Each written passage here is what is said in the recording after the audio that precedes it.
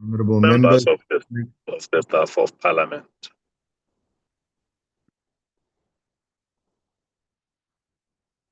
Good morning, Advocate Arens. Good morning, Chair.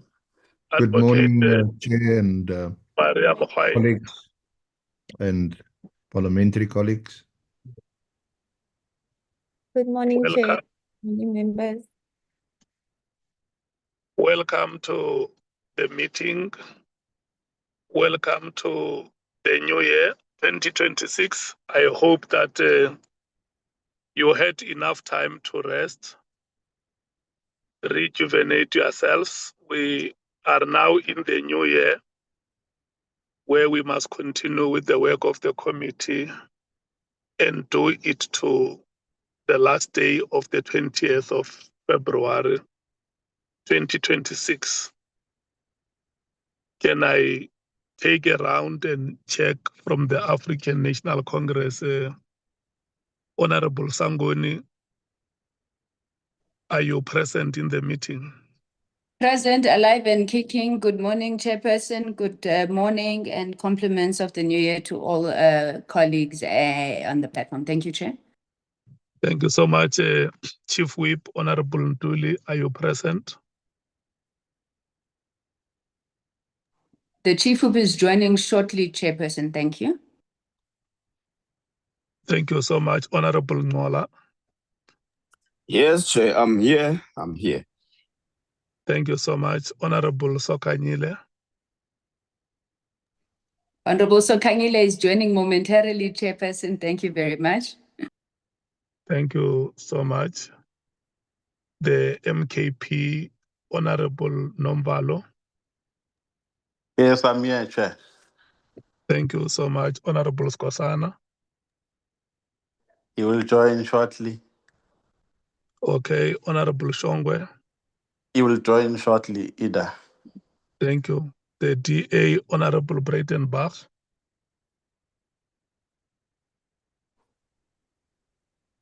Good morning, Chair. She will be with us. She is on the platform. She just said she'll join shortly. Okay, Honorable Topper. I assume the person speaking is Honorable Cameron, isn't it? It is indeed, Chair. Okay. And why would that be? Honorable Breitenbach. Yes.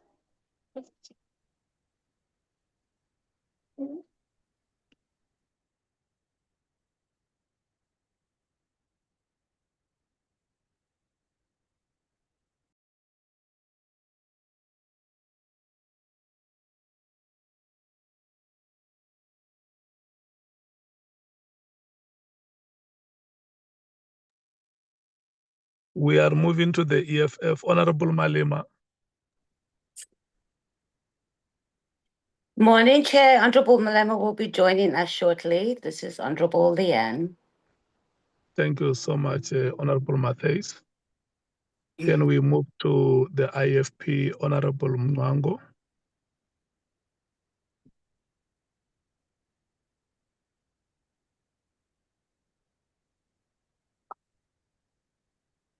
The Patriotic Front, the Patriotic Alliance, Honorable Salt. Salute, Chairperson, because upper boss. Thank you so much, Honorable Salt. Can we move to the Freedom Front plus Honorable Vessels? Present, thank you, Chairperson. Thank you so much.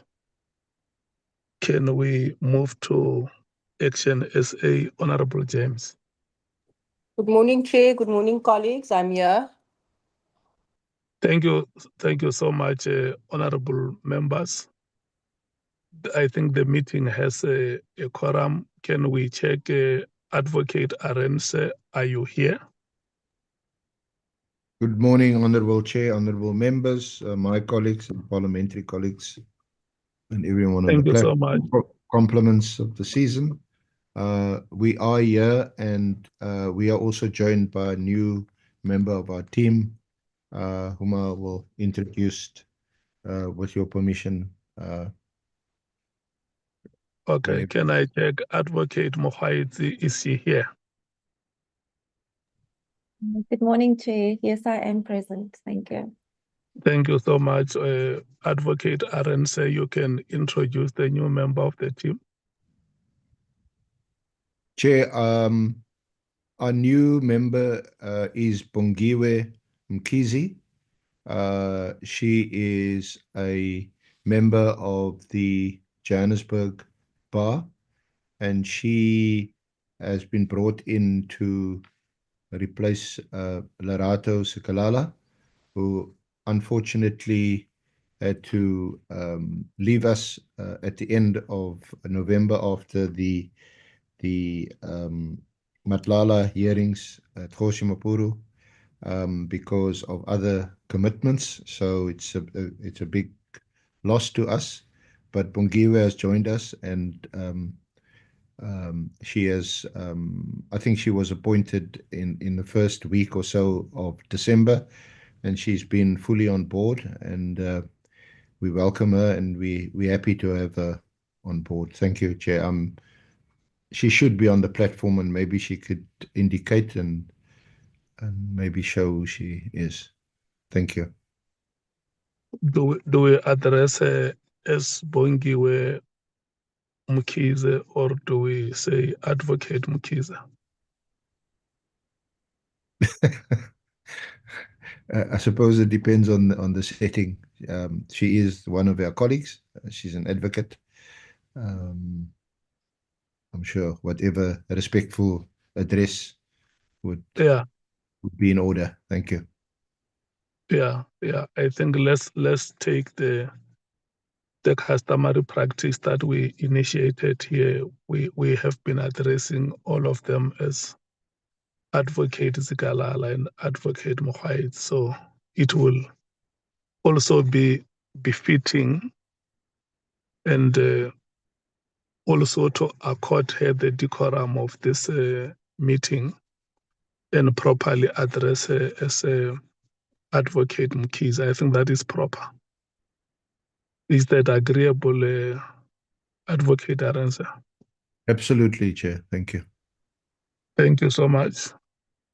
Dr. Thuli and your team, are you here?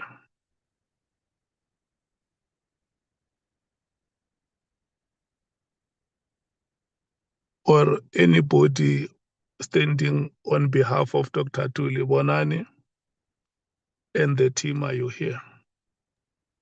Good morning, Chair, and good morning, members and colleagues. We are here. Thank you so much.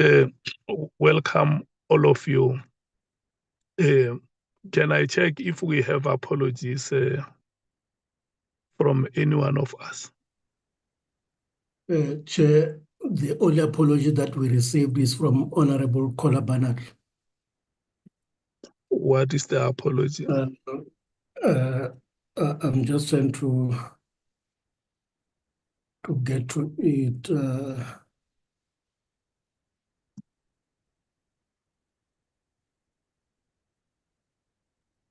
Yeah, actually, she says that she'll be traveling all day. Okay. That's the only one, Chair. Okay, no, it's fine. I see Honorable Ntuli, Honorable Skosana, and Honorable Shongwe have also joined. Honorable Taupa as well is here. Honorable Breitenbach is here as well. Honorable Ntuli, Honorable Sangoni, and I are in the Northwest. We are traveling across the length and breadth of the province because of, due to organizational commitments. We are preparing for the January 8 celebrations happening this weekend. I must announce it, Honorable Breitenbach, so that if anybody comes and says they paid for our accommodation, you must know that we were here. But I don't think that we will ever have the story of somebody paying for our accommodation. So in the event our network get disrupted, we plead with members to understand that we may be traveling from one point to another, but we will do our best to be in the meeting and follow all the proceedings of this meeting. And Honorable Nhlanhla, in case I get cut, you know the rituals. Let's make sure that the ship does not sink. Copy, Chair. I'm saying, Chair, copy it. Thank you so much. Let me... Honorable Chair, good morning, colleagues. May I actually also register my presence? Thank you, Honorable Chair. Bangazita, good morning and compliments of the new season. Oh, same to you, Chair and colleagues. Thank you so much. You are welcome to the meeting. Honorable members, let me formally welcome you to this meeting and thank you for the sterling work that we have done in the last quarter of 2025. It has not been very easy when we started, but due to our extraordinary abilities, we were able to find each other and formed a formidable team that was able to execute the tasks before it. And this committee has been given an extension last year. This is the second and the last extension that will end on the 20th of February 2026. We have called this meeting so that we can look at matters that will help us as a committee to do our work and complete it on the set date. This may not be the last meeting like we requested members when we sent out an alert for today's meeting that if there are any other issue that members feel can help us, members can always raise those issues and we can decide when do we deal with such matters. I also want to thank Advocate Arendse and his team, Advocate Mkhwanazi and Advocate Nhlanhla, for the work that they have done, and the courage that they have shown, the excellence on the part of the statements that were coming before the committee, and how they guided the proceedings of this committee for us to be where we are today.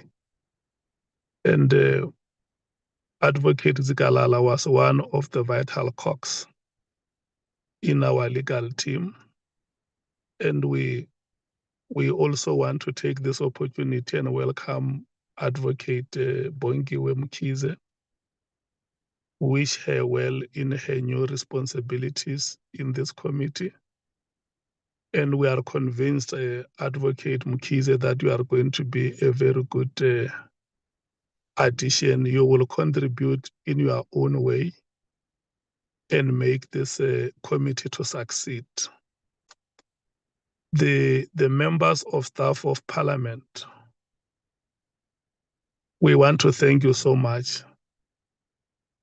We are here because of your commitment, because of the coordination that you have done for the committee to be able to rise and do the work that it has done so far.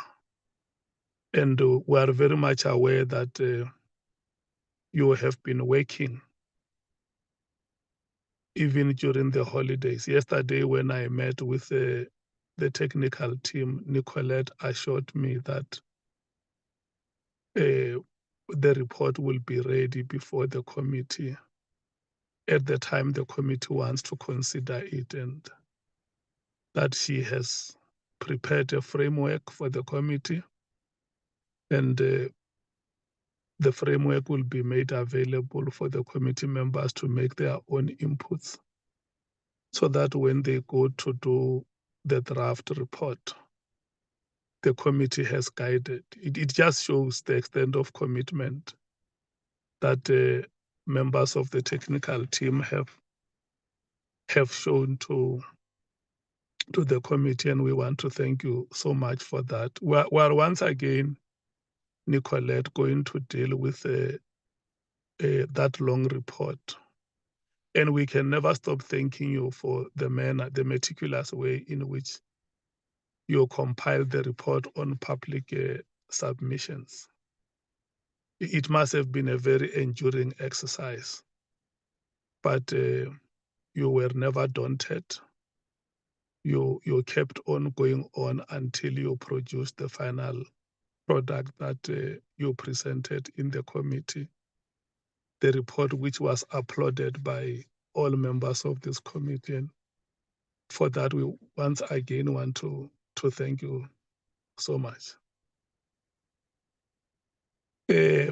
Honorable members, let me take you through the items that we are going to deal with in today's meeting. Number one, and the reason why we put this item as number one is with the item deals with public submissions.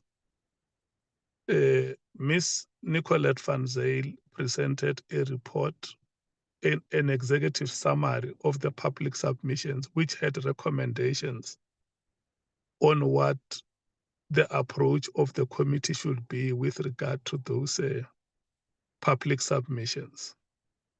Further than that, she made the whole report available, and we agreed that because the report was voluminous, members will have time during the festive to read the report at their own time and at their own pace. So when we were preparing for this meeting, I requested her to come and present the recommendations, especially on those matters that may have to be scheduled for appearance before the committee. The reason why this item should be number one is because when we come to deal with the report on consultations and the proposed timetable of appearance, the committee would at that stage be knowing how many matters from the public submissions may have to be added on the timetable. And so what that means, Advocate Arendse, Advocate Mkhwanazi, Advocate Mkhize, what that means is that if the committee agrees with the recommendation that the following matters must appear before the committee, it then means the timetable of appearances may have to be amended to accommodate those matters emanating from public submissions. And once Ms. van Zyl has presented item number one, which is the recommendations on public submissions, then the second item will be the report on consultations from the senior counsel and his team. We agreed last year on the names of Lieutenant General Dumisani Khumalo, General Patlani,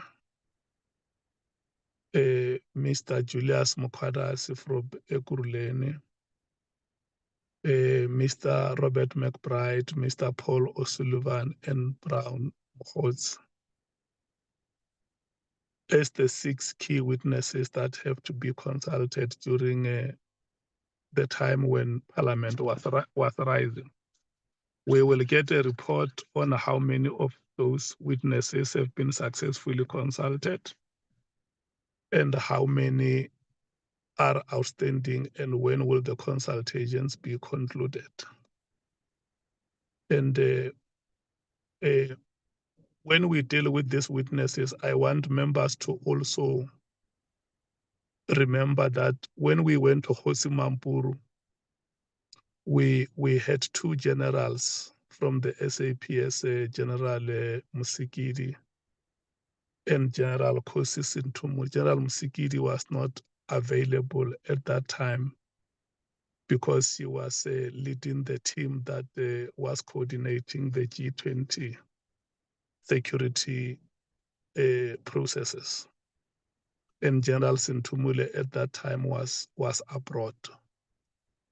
And my understanding and recollection of the decision of the committee was that because the statement of General Musikidi was very short and that she was also acting at the time, she wouldn't have played much of a role in the matters that are being investigated within the realm of our terms of reference.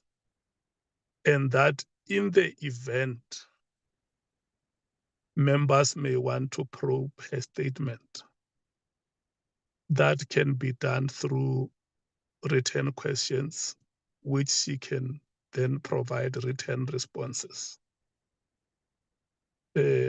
I'm putting this matter before the committee so that if I'm wrong in terms of my understanding, the committee members can correct me and provide a way forward on how the statement of, because she cannot make any other statement unless if members have questions that they may want to raise with her, or members want her to appear before the committee. And then the same was going to happen with General Kosi Sintumule, but General Kosi Sintumule has returned to the committee and requested that she wants to appear because during the appearance of the head of IDEC, there are matters that have been raised with which she strongly feels that she must be given an opportunity to appear before the committee and clarify. Such ordinarily, she would have been comfortable with written questions and her providing written responses. But after the head of IDEC appeared before the committee, she wrote and said there are matters that were raised and she strongly feels she would be prejudiced if she was not going to be given an opportunity to appear before the committee. So the reason why I'm giving this background is for the members to look at the period between the 13th of January and probably the 6th of February. The technical team is suggesting that the committee must conclude hearings on the 6th of February so that they can have enough time to prepare a report for the consideration of the committee, and that should happen between February 6th and probably somewhere the 15th or 16th of February, so that the committee can at least have 4 or 5 days to consider the report. So when we deal with the program, it must be in such a way that we look at the allocation of days. I mean, we look at the time that is available and how each day can be allocated. And for instance, Advocate Arendse the committee may not have time to allocate certain witnesses 2 days. For instance, we don't think we need 2 days with General Pathan. We can work until very late if it comes to a push, but we may not allocate him 2 days. So those are the things that the committee members will look into, and free space for public submissions or any other witness that the committee feels that it's a compelling matter for that witness to appear between the 13th of January. Not the 13th, the 14th of January and the 6th of February. And committee members must also understand that we have decided not to use Mondays. With the limited time that we have, a consideration may have to be made whether we can compromise and use Mondays. Fridays is acceptable. We can always try and push that at least by lunchtime every Friday we finish our work. I think that is what can help us. And lastly, is that second last, is that having concluded our report or towards the conclusion of our report, if there are witnesses that are implicated in our report, we may, in terms of our terms of reference, we have agreed that we will alert them and share with them the report, the part that concerns them, so that they can make their own inputs before the report is, even if they cannot change the report, but the principles of natural justice militate that we should share that part of the report with them for their own observations and comments. And I think those are the issues, honorable members. If there is any other matter regarding the program, will arise as and when the program is presented, and members should be free, including matters that may be consequential. Members should be free to raise those matters. And then the committee, the last item is that the committee has requested that we write to the NPA and request a report on the charges that witness Ngabinde have spoken about against Paul O'Sullivan. And that letter was written to the NPA. The response of the NPA has been made available to the members of the committee before Christmas last year. This morning, we once again made that response available. It will be the last item. In case there is no other matter that members of the committee may want to add, it will be the last item on today's agenda, and members will talk to it and express their own views on how do they think the matter can be taken forward in case members feel that the response is inadequate.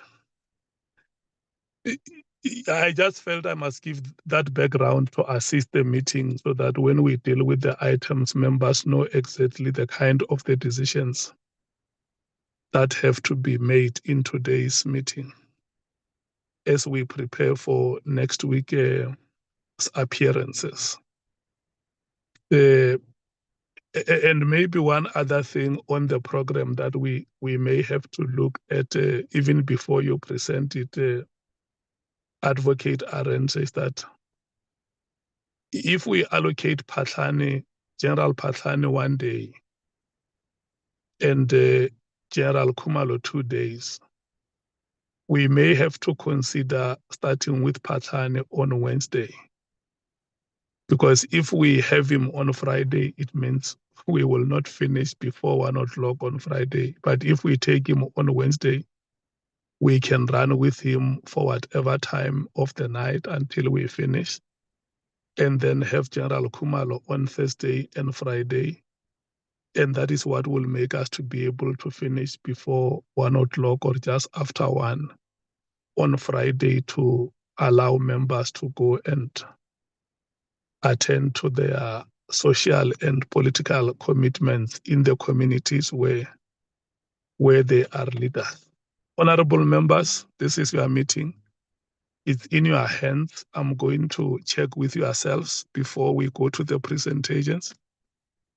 If there is any matter that members may want to raise, I see the hand of Honorable Skosana is up. I'm going to do the rotation. I will start with the ANC and check if there is any matter you want to raise. Honorable Sangweni. Thank you. Thank you very much, Honorable Chairperson. Chairperson, I think a lot of the issues that you were covering are probably agenda items, just giving some context to them. So at this point, I wouldn't want to really go into them. But maybe just to make the point that I think when we ended the year last year, we said we should also consider the possibility of working over weekends. I'm saying that because of, amongst others, the issue that you raised about once the report being completed, you may need to afford an opportunity to people who have findings against them to answer, and we may need a little bit more time on that. But our understanding is the same as yours on General Musigiri, that it was going to be a statement. I think we also welcome General Sentumule's request to appear before the committee, and we would want that to be scheduled in, and then agree with you on the number of days for General Phahlane. One point that we do have to make, Chair, which I'm not sure if it's in the next report, but to emphasize the importance of ensuring that members of the public are afforded an opportunity to appear before the committee. We did a lot of work calling for submissions, and while we would have the condensed report, I think we should look at how we are also able to factor that in terms of the hearings. But we'll engage the detail of the other matters when the reports are presented. Thank you, Chair. Thank you so much, Honorable Sangweni. Is that adequate for me to move to the next party?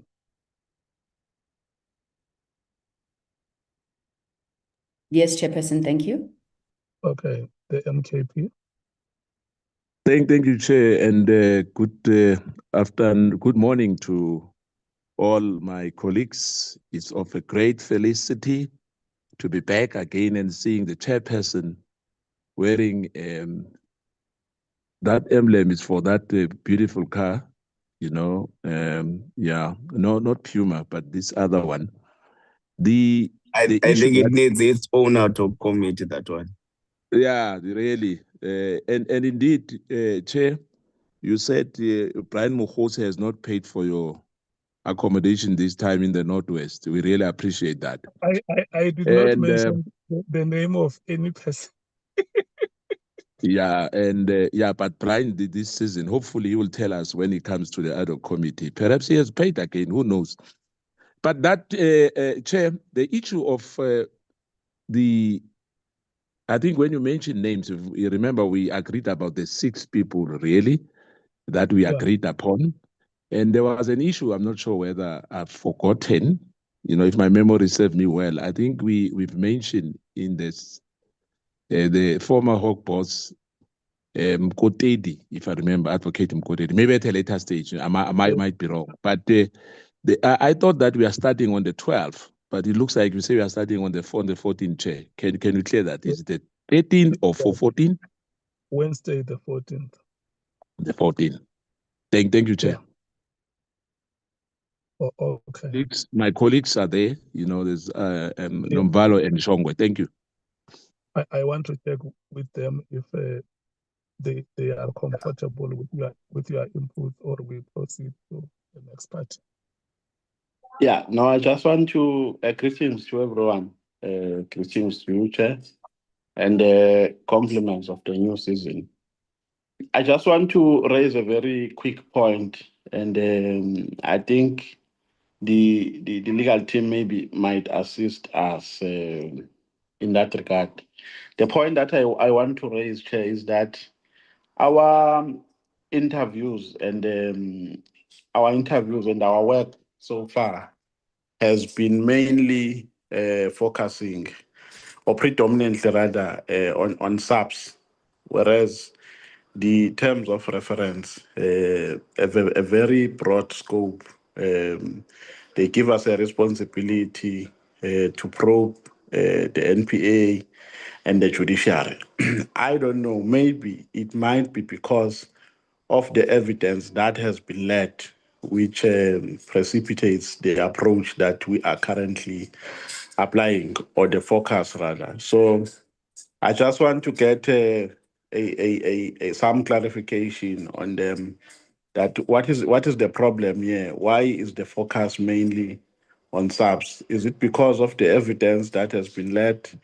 It does not point us to a direction of investigating the NPA and the judiciary, or maybe it's other reasons which we do not know. I just want to raise that as a concern, Chair. Or maybe if when they make a presentation of public submissions, maybe that might be addressed through the submissions that have been made, which will necessitate the committee to probe matters which relate to the NPA and the judiciary as well. That is the issue that we wanted to raise at this stage. Thank you very much. Okay, I'm writing the issue down after the NPA response, so that in case towards the end of the agenda items, if the matter that you raise shall have not been clarified, you can still remind me, but I'm writing it down as the last item on the agenda. Is that okay? That's okay, Chair. Okay. Honorable Shongwe, is there anything you want to say before I proceed to the DA? No, compliments, Chair. Thank you, and greeting to members. No, Chair, I'm covered by Honorable Nomvalo, because my concern was more of there were names that we have mentioned before, and I noticed now that you've only mentioned 6. But my main concern were the names of the judges, the prosecutors, and the head of the country that we mentioned before. So as we talk about the report, it somehow closes that space of the inclusions of those names. So I was just concerned, but I think Honorable Nomvalo's input covers me on that regard. Thank you, Chair. Thank you so much. The Democratic Alliance. Thank you, Chair. All covered for now. Thank you, Chair. Okay, the Economic Freedom Fighters.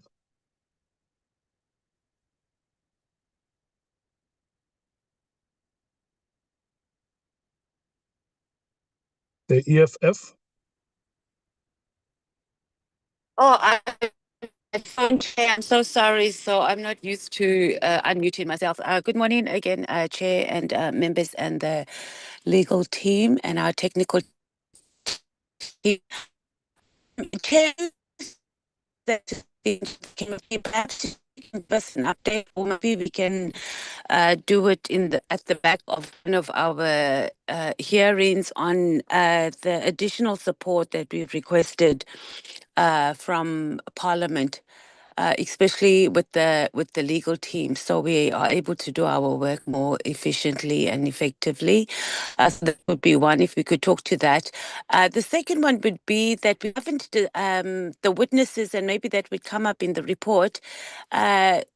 the witnesses we need are the members of parliament. So we have like at least 2 where we've had Lieutenant General who had made, serious allegations against them. So they would need to appear, which was Honorable Diane and Honorable Adams. So I see their names are not on the list, but I know we also haven't reached the section of members of parliament. So maybe that would come up in the report. So if we can just be cognitive of that. Thank you, Chair. Okay, thank you. Thank you so much. Honorable Mnango. Thank you, Honorable Chairperson. Good morning, colleagues, and good morning to the technical staff. Compliments of the new season to all of us. I think we are covered, the Honorable Chairperson. We are satisfied with the outline that you have actually given. Perhaps we could all. I heard that Honorable Sangoni was actually suggesting that perhaps we should not shy away from considering actually working even on Saturdays. I was going to support you, Chairperson, in actually considering Mondays rather than Saturdays, considering that we are soon entering the local government election, season. Saturdays might be problematic to some of us. Thank you, Honorable Chair. Okay. That is a fair point. Honorable Honorable Sols. Covered, Chair. Thank you so much, Honorable Sols. Honorable Vessels. I'm covered. Thank you, Chairperson. Thank you so much, Honorable James. I'm covered, thanks you. Thank you. Honorable members, I'm going to request you that let us help each other in this meeting so that there is no issue that falls between the cracks. We have to do our work in the name of the Parliament of the Republic, and most importantly, in the name of the people of this country. And that is why the point that we must not turn a blind eye to public submissions, even if we were going to listen to 2 or 3 of them. It makes a very important statement that the people of South Africa have a parliament that can listen to their grievances. And those grievances can be televised live, being processed by parliament, aggrieved parties appearing before parliament, before their public representatives, pleading for their leadership to help them to deal with the challenges that they face in their daily lives. Even if it was going to be 1, 2, or 3 matters, let us be seen doing that, honorable members, acting in the name of those people who may not have access to public institutions, acting in the names of those people who may not have the voice for themselves, or those people who may not have representation. We are here to act on their behalf and make sure that their aspirations are realized. So any other matter, honorable members, this committee is your committee. We must make sure that we deal with those issues.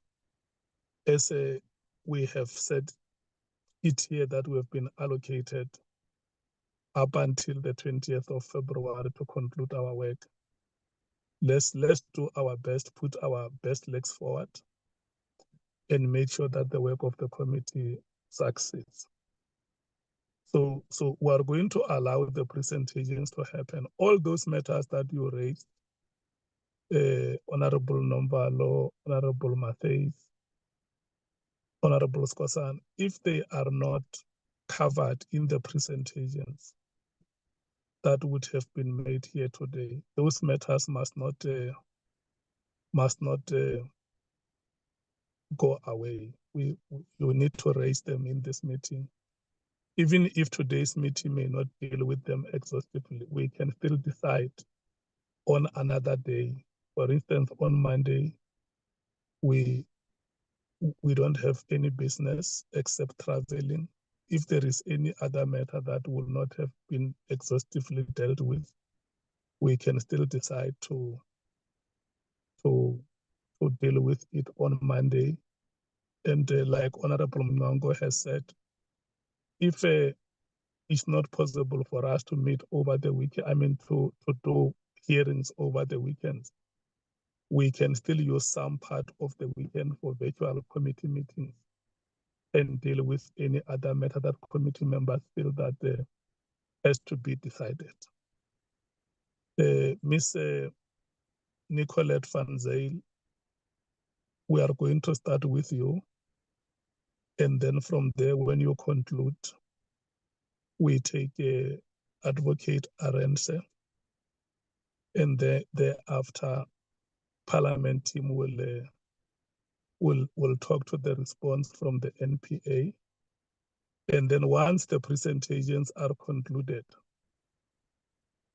I'm going to remind honorable members on how we deal with each and every item through our rotation process. Thank you so much. The presentation starts now.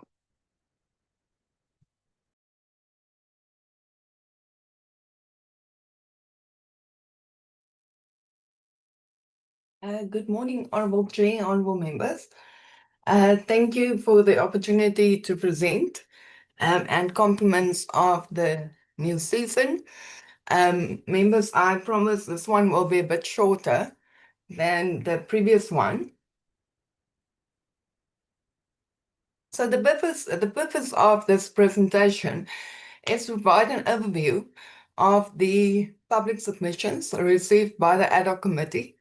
It highlights considerations relevant to the identification of witnesses in support of the committee's mandate. Chair, honorable members, the submissions are really valuable to the committee's work. It provides insight into patterns of alleged conduct rather than isolated incidents. It assists the committee in identifying systemic risks and governance gaps, and it supports the committee's oversight function by highlighting areas requiring further interrogation.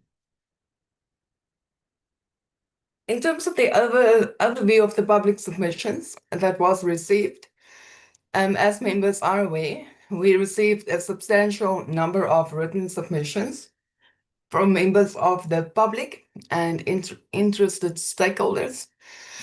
The recurring themes across the submissions include alleged political or external interference in policing functions, corruption and collusion involving members of law enforcement and associated institutions, weaknesses in internal oversight, disciplinary and accountability systems, also intimidation, fear of reprisal, and limited protection for whistleblowers. And lastly, it shows a diminishing public trust in the criminal justice system.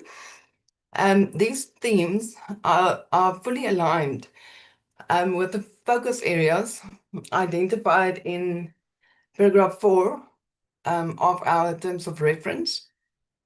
Honourable members, viewed collectively, these submissions reflect recurring patterns and concerns and that broadly corroborate elements of the testimony presented before the ad hoc committee. Honourable members, most of the contributions do not provide probative evidence directly related to the allegations under consideration. But as I stated, it does provide an overall view and corroborates the interference in the criminal justice system. As I presented in the previous presentation last year, it is recommended that submissions be referred to the relevant portfolio committees or oversight bodies with a mandate to process them further. This approach, honourable members, will ensure that all matters raised by the public remain within Parliament's accountability framework and are directed to the institutional structures best positioned to consider and resolve. Honourable members, these I indicate are the overarching submissions that raises individual grievances and not directly related to the allegations made by Lieutenant General Mkhwanazi and also other witnesses that appeared before the committee. Honourable members, to start, I want to raise the submissions that was submissions made by civil society. These submissions provide a system-level perspective which addresses, amongst others, the broader impact on public trust in the SAPS correctional services, the NPA, the criminal justice system, the judiciary, and national security. And this is as stated in our terms of reference, paragraph 4.1.15. Substantial submissions from civil society was received from Accountability Now, and this was provided through an affidavit. Secondly, the African Policing Civilian Oversight Forum, or APCOF, the Institute for Security Studies, ISS, and the Dullah Omar Institute, ICJR, at the University of Cape Town, or the Western Cape, apologies, Gun Free South Africa, and Mr. Ramabuela. Honourable members, these submissions should be ideally invited for oral presentations due to their importance aligned to our terms of reference. It could be considered that these presentations be allocated 40 minutes each, which will bring a total time of about 4 hours. In terms of the substantive submissions received by the committee, these are not from primary witnesses and thus could possibly not require consultations as was made with the previous witnesses. Some could be invited or should be invited for oral presentation, while others could be considered as read. Oral presentations are not prescriptive in Parliament. However, it is definitely the best practice and strongly advisable for the committee, as the chairperson stated, to have the most pertinent submissions appear before the committee for oral presentation. Honourable members, I'm going to take you through the submissions that is highlighted for possible oral presentation. So I am making the names available today, and we have received or identified 15 submissions that could be heard by the committee. The first is from Ms. Patricia Mashale. The committee has previously engaged on this particular individual.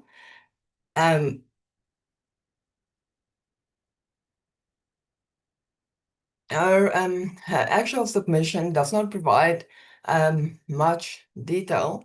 It is bulleted issues, so it will be good for her to flesh them out in a hearing setting. Secondly, from Brigadier Luvani, he is the former head of the Secret Service account. He was dismissed for allegedly blowing the whistle on corruption in SAPS. He made a previous protective disclosure, and as I understand, he will also be a witness at the Nhlanhla Commission. Then thirdly, we had a submission from Captain Ramalepe and two others. They allege that drug cartels are operating within the police service, or as I've called it, force, and the related corruption reported by Lieutenant General Mkhwanazi. Fourthly, we have Mr. Dotyeni. He is a former SAPS crime intelligence analyst, and he alleges political interference, corruption, and manipulation within SAPS leadership. He links these issues to the death of a senior police officer in 2021. This matter has also been previously discussed by members of the committee. Fifthly, we have Lieutenant General Matludi. As members know, he was one of the former divisional commissioners of crime intelligence. Through his attorney, he requested an opportunity to respond to allegations made against him during the ad hoc committee's hearings. Then next we have a submission from Mr. Nhlanhla. And for this, we possibly need a consultation. Through his attorney, he submitted an affidavit and substantial evidence bundle, including a sworn statement and supporting documents. Moving forward, honorable members, we have a submission from Mr. Masakukwa. He alleges abuse of SAPS Crime Intelligence Secret Fund and the misuse of state resources in the covert investigation of the Pala farm robbery, implicating the President, the Minister of Police, and senior SAPS officials. It's a quite detailed submission and could be heard by the committee. Then we have a submission from Mr. Poro. He accuses senior NPA and IDEC officials of abuse of power, racism, and unlawful asset seizures, stating that he and his family was humiliated and impoverished. Ninthly, honorable chair members, we have a submission from Mr. Chetty. He reports multiple arrests and asset freezes related to fraud and money laundering allegations, claiming abuse of the criminal justice system. Honorable members, Mr. Chetty also had a recent media report or media article that was published, which can be, can be made available to the committee, in which he details his submission to the ad hoc committee. We have an anonymous submission. This can be either read or heard through the appropriate channels, like an in-camera appearance. The person alleges systemic corruption, extortion, nepotism, and abuse of power within the SAPS, implicating serious officers and external associates. He or she claims interference in investigations, the manipulation of disciplinary processes, obstruction of IBIT inquiries, and protection of criminal activities. He also requests intervention and protection for whistleblowers. We also had a submission from Advocate Maremi. He alleges that Lieutenant General Mkhwanazi lied under oath regarding the handling of a fraud and corruption case against Lieutenant General Nhlanhla, thus misleading the ad hoc committee's inquiry and the public. He seeks to clarify that the Nhlanhla matter was solely about vehicle transactions and unrelated to broader allegations of corruption. Advocate Maremi submitted a detailed affidavit. So next we have a submission from Dr. Rolls. It is suggested that this submission be read. He alleges to have evidence of involvement of police and the judiciary in mass criminal activities. He reports multiple arrests and asset freezes related to fraud and money laundering allegations, claiming abuse of the criminal justice system. However, this can also be heard as an oral presentation. Next, we have a submission from Advocate Mkhwanazi. He alleges, or his submission revolves around the lack of protection to whistleblowers in the SAPS. He also alleges factions in SAPS leading to unfair promotions and a wide abuse of the disciplinary processes in SAPS. We also had a substantive submission from Mr. Mia. He alleges a conspiracy involving SAPS, the NPA, and the judiciary to manufacture evidence and secure wrongful convictions. However, members should note that he is currently incarcerated, and caution should be noted regarding Parliament's involvement in criminal convictions. Lastly, honourable members, we have a submission from Honourable Mr. Mkhwanazi. This can also be read. However, it does provide a detailed account of alleged investigative failures, intimidation, and a lack of protection experienced by Municipal Oversight Office bearer following the referral of a corruption matters to SAPS.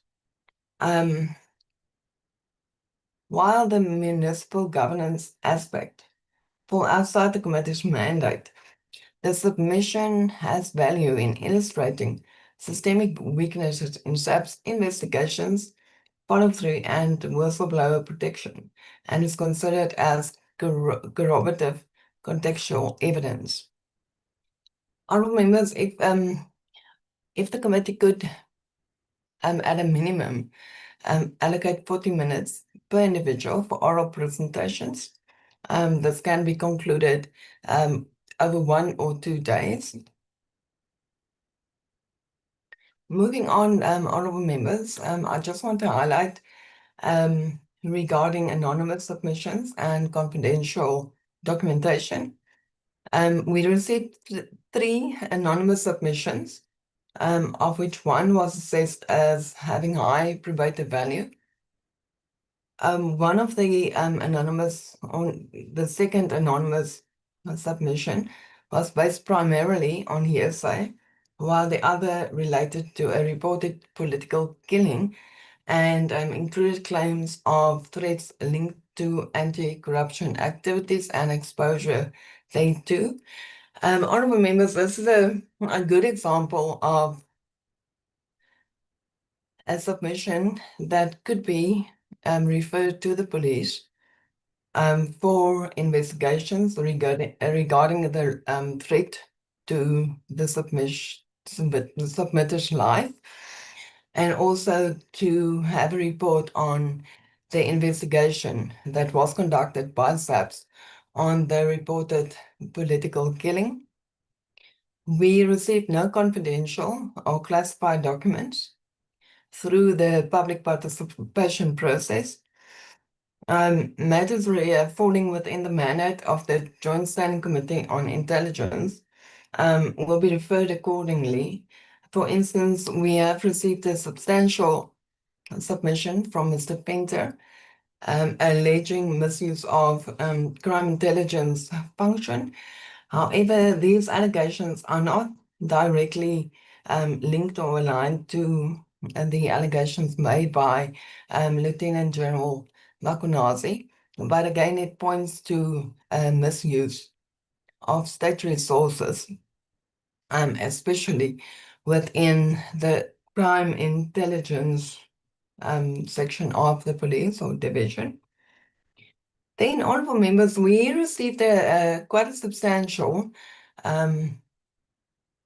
number of submissions from former and serving SAPS members who report grievances related to unfair dismissals, irregular disciplinary action, promotions, and re-enlistment or reservist absorption.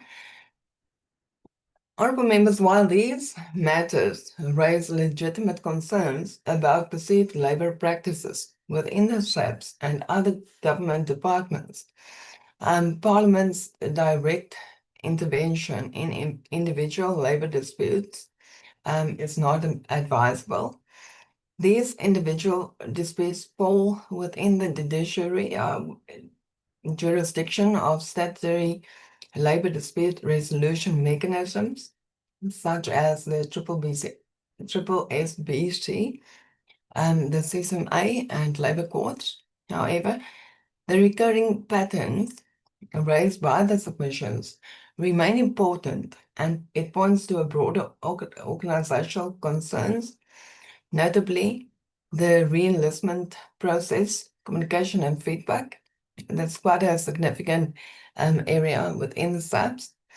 Limited pathways for Community Policing Forum, CPF members and reservists to be absorbed into the SAPS as permanent members, ongoing systemic challenges in SAPS human resource management and allocation, and concerns regarding the application of disciplinary regulations, including allegations of the misuse of the expeditious dismissal process. Honorable members, just to note, the Portfolio Committee on Police have been engaged quite significantly in these matters, labor-related matters, as part of our strategic and policy-orientated basis on mandate. Honorable members, in conclusion, just to draw your attention, based on the public submissions, we are required to draft and adopt a public participation report, which will be published in the ATC for noting by the National Assembly. So it's not for consideration, only for noting. The public participation report will be very concise and factual in nature. It will not include the detailed submissions that was made. It will basically be based on the overarching themes that was identified through the public participation process. It will also then naturally also include the submissions that was heard for oral presentation, and the report will be prepared and adopted separately from the committee's final report, and will be drafted for adoption once the public participation process has been concluded. Thank you, honorable members. That concludes my presentation.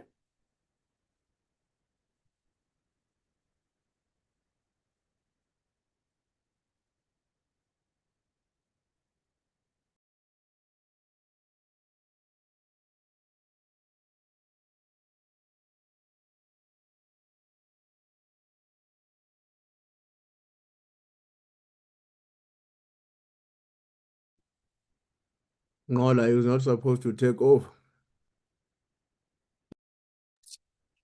I didn't know the chair has disappeared. I think January 8th. I think let's take the second presentation, honorable members. We'll locate the chair. Advocate Arensa, are you doing the second presentation? Honorable Nhlanhla, yes, I don't know whether, can I just ascertain whether the report that we were required to table, in fact, already on the 7th or 8th of December, which we did, has been made available to you. We were required to indicate a schedule of witnesses, amongst other things. I think it has been resubmitted to you. Okay. Okay, can you hold on? Yeah. Mr. Ramano, did you share the report to members? Was the report shared with the members? Chair, the report was shared with the members. Thank you so much. I've flighted it now. Thank you so much. You can proceed, Advocate Arensa. Thank you. We were guided by the witnesses. The Honourable Committee indicated we should consult with and prepare statements for the second part of these hearings, and they appear on the screen. We met in person with Lieutenant General Khumalo, Lieutenant General Pashlani, Deputy Chief Julius Mkhwanazi, and Robert McBride, and we have interacted by way of email with Mr. Paul O'Sullivan, who has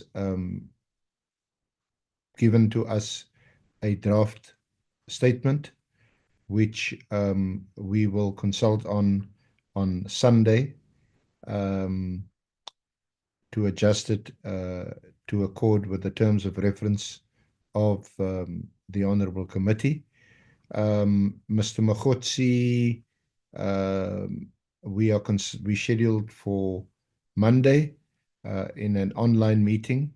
You may or may not be aware that Mr. Mkhwanazi had either to indicated that he had security concerns, and these were between the time available in late December and now. They could not be addressed by Parliament. So we have agreed to meet with him and his lawyer online on Monday. As regards his appearance, whether physical or online, that will depend on him and the committee, I suppose. We had also interacted after this draft report was submitted on 7-8 December with the witnesses that I've indicated. We interacted with both with them personally and with their lawyers. Obviously, with the time of the year, there were difficulties with that, but I think we had worked up to about the 18th or 20th of December in working with these witnesses, having their consultations that we had with them,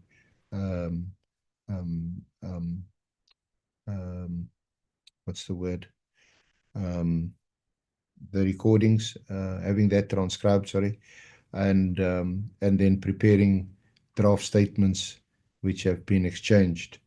We are in a position to make the statements of Lieutenant General Khumalo and Lieutenant General Pashlani available by the end of this week. Pashlani probably by Saturday. So we would be in a position to proceed with their evidence as now indicated on the 14th, 15th, and 16th next week. The following week, we scheduled Mr. McBride and Mr. Mkhwanazi, and the following week, O'Sullivan, who will be interviewed online. I think he's in London at the moment and had indicated that he'll only be back in the country, I think, after February. And besides, he had also indicated grave concerns about appearing in person because of the security situation. We had not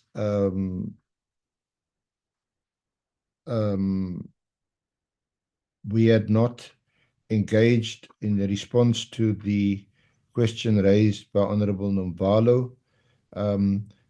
As regards the NPA, we had, of course, already interviewed the National Director of Public, or the former now National Director of Public Prosecution, Shamila Batoy. We had also interviewed Anthea Johnson, the head of IDAC. We had not engaged with any other officials, prosecutors, or anyone else at the NPA. As far as the judiciary is concerned, we had not identified any member of the judiciary to interview. And as far as my memory serves, I don't think the Honourable Committee had done so either. If identified, we'll obviously approach either such an official or judge or former judge if indicated. Yes, the emphasis has been somewhat on the SAPS because of the terms of reference focuses mainly on the allegations made by Lieutenant General Mkhwanazi on the 6th of July last year, and that's been the focus of our work. As regards the presentation made by Nicolette, a number of these submissions had originally been directed to us, but we sent them on to the parliamentary technical team. They had sifted through, I'm sure, a couple of hundred, if not 1,000 public submissions, and Nicolette has provided the summary. We will engage with Nicolette and her team on these submissions. I don't have any comment on her summary that 15 or so possible oral presentations be made to the Honourable Committee, but I leave that within your discretion. Otherwise, Acting Chair, Honourable Chair, we are on track to present the evidence of let me see, 1, 2, 3, 4, 5 out of the 6 witnesses, and we'll see how it goes with Mr. Mkhwanazi on Monday if he survives January 8th. Thank you, Acting Chair. But the last part, Senior Counsel. Thank you very much, Senior Counsel. I think we must commend the work you and your team has done in terms of consultations. 5 out of 6 is a sterling job. It does seem like the chair is not yet back, so we members were going to rotate as we have made it our tradition. And we're going to deal with both reports on public participation and on the timetable and the work done in terms of consulting the witnesses. And we must make consideration on the time frames and the extension that we've been given and what needs to be done and how do we prioritize, reprioritize, and all of that. So we're going to start with the ANC, the Honorable Sangoni. Honorable Nhlanhla, may I interject just briefly? Yes, Councillor. May I request that Advocate Mkhwanazi perhaps introduce herself briefly, and also that I will stay on, but if both Advocate Mkhwanazi and Advocate Mkhwanazi be excused, because we do have some consultations planned now for this afternoon with some witnesses. Thank you. That's allowed, Senior Counsel. Advocate Mkhwanazi, can you please shortly or briefly introduce yourself to the committee? Good afternoon, honorable members. As Arendse SC has... With your video on, please. Oh, with my video on, okay. Okay, I'm not sure if it's on. It's on, but with issues. Oh, I have no idea what is happening.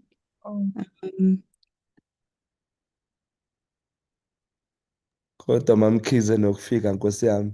Sawubona. Sanibonani. I don't, it's picking up on my phone. Just, I'm really sorry, apologies about that. Let's switch it off.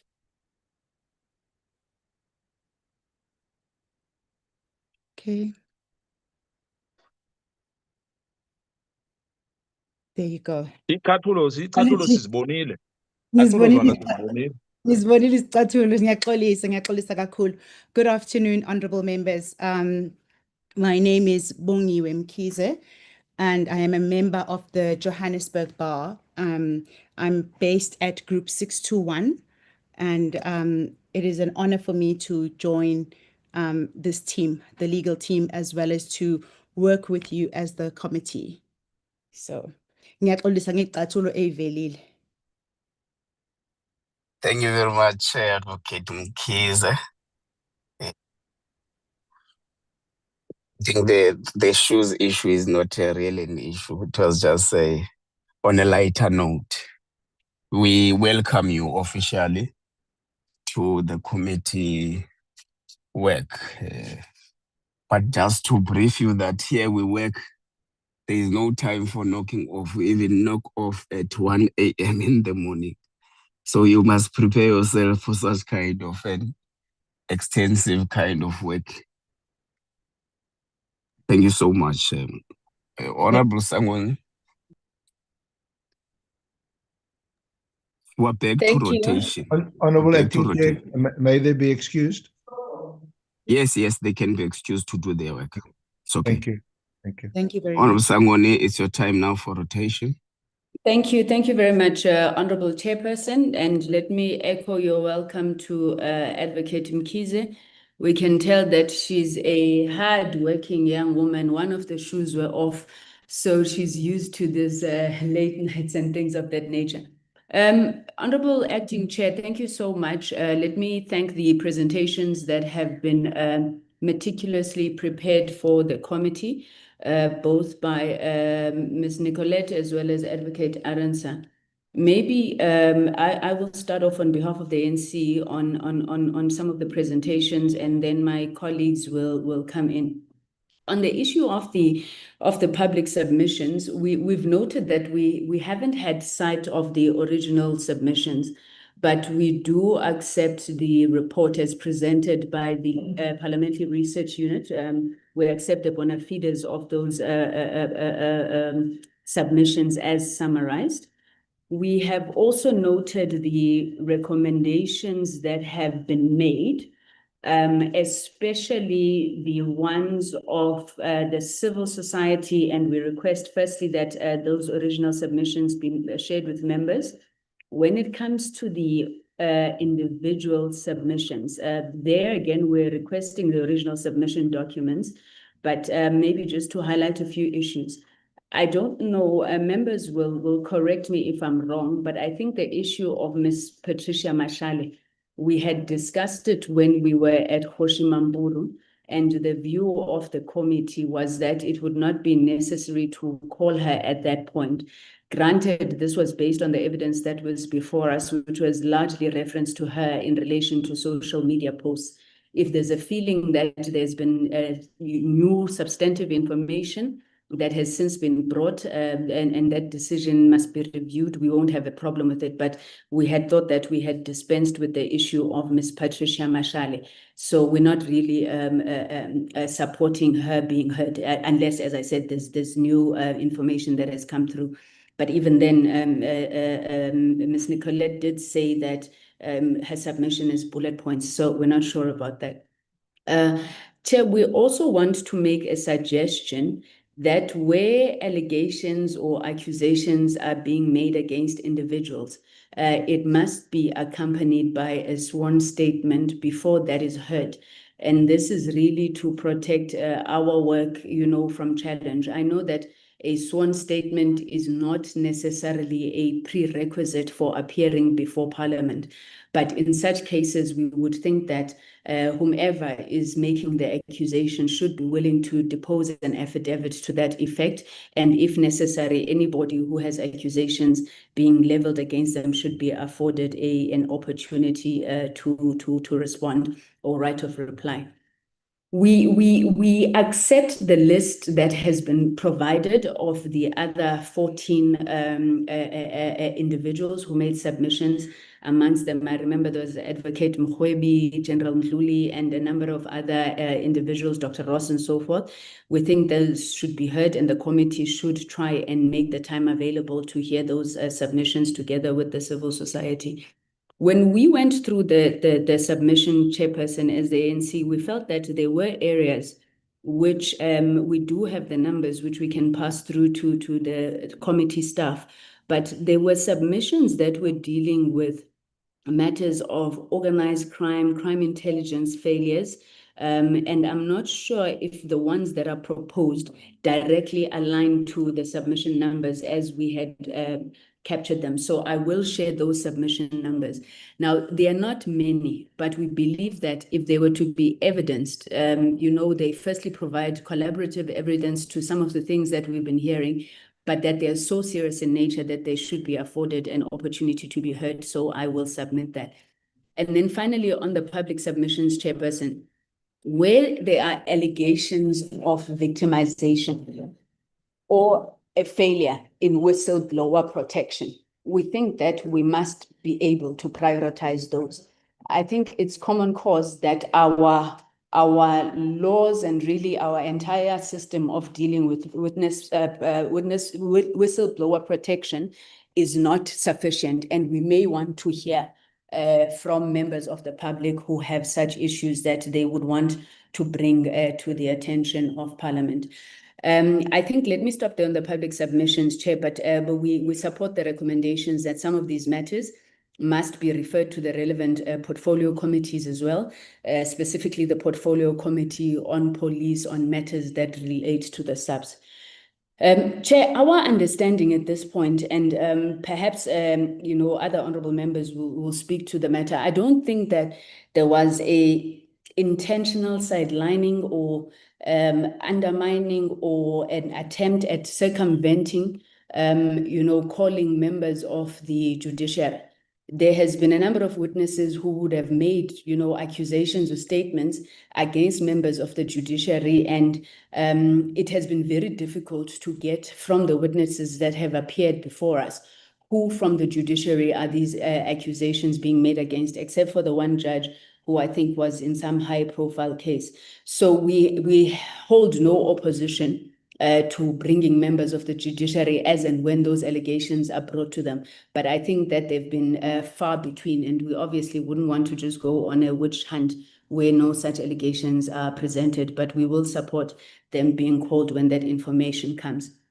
Then, Chair, on the issue of the program and the witness list as presented by Advocate Arendse, I think the first thing we want to raise is that we do believe, as suggested by the Chair, that General Phahlane should go first on the 14th, given the time constraints that were raised. We want clarity, and we vehemently reject at this point any consideration of online hearings. I think our terms of reference were very clear that the witnesses must present themselves physically before the committee. This relates to Mr. Paul O'Sullivan as well as Mr. Brown Mkhwanazi. Now, the reasons that are being given, I think in one meeting we were told that Mr. O'Sullivan is abroad. I think sufficient time has been given to Mr. O'Sullivan to present himself before the committee. We would want that we consider and utilize any avenues that Parliament has to compel him to appear before this committee. We're not going to do online hearings. If Mr. Paul O'Sullivan, as this indictment that was sent to us shows, is able to impersonate an IPID member and do all sorts of things, there's absolutely no reason why he can't come before a Parliament of the people to answer for himself. So we reject any consideration of an online hearing for him. We don't think that the reasons provided are adequate given the gravity of the allegations that has been brought against him. And we would wish that the committee goes back to engage Mr. O'Sullivan and indicate it's the view of the committee that he must present himself physically. Similarly with Mr. Brown Mkhwanazi, I don't quite remember the essence of the security concerns that he was raising. However, a number of witnesses have appeared before this committee. He himself has presented himself before Justice Nhlanhla's commission. So what security considerations would there be when he has to appear before Parliament? So we reject any consideration of an online hearing there as well. And then finally, Chair, on the issue of members of Parliament, I think it was Honourable Matheus who had raised it earlier. We have the same concern as the ANC. I mean, this is a matter that has been ventilated a lot in this committee, and I think the program should be adjusted to afford an opportunity for Honourable Collar Barnard as well as Honourable Adams to also present their evidence before the committee. Chair, I'm going to stop there, but I'm not sure if other members of the African National Congress would want to make any additions. Thank you so much, Chairperson. Thank you so much, Honorable Sangoni. Honorable Nhlanhla is back. Honorable Chair. Thank you so much, Deputy Chair. Do you want me to afford you opportunity to speak? No, just a little bit of a brief, Chair. We have received the presentation from the Senior Counsel in light I've been following that. Okay, that's fine, Chair. Yeah. You can no, I'm fine. You can take over now. Thank you. Yes, Honorable Sangoni has concluded, and let me thank you so much for steering the ship. Can I check with the members of the African National Congress if you are done before we take the MKP?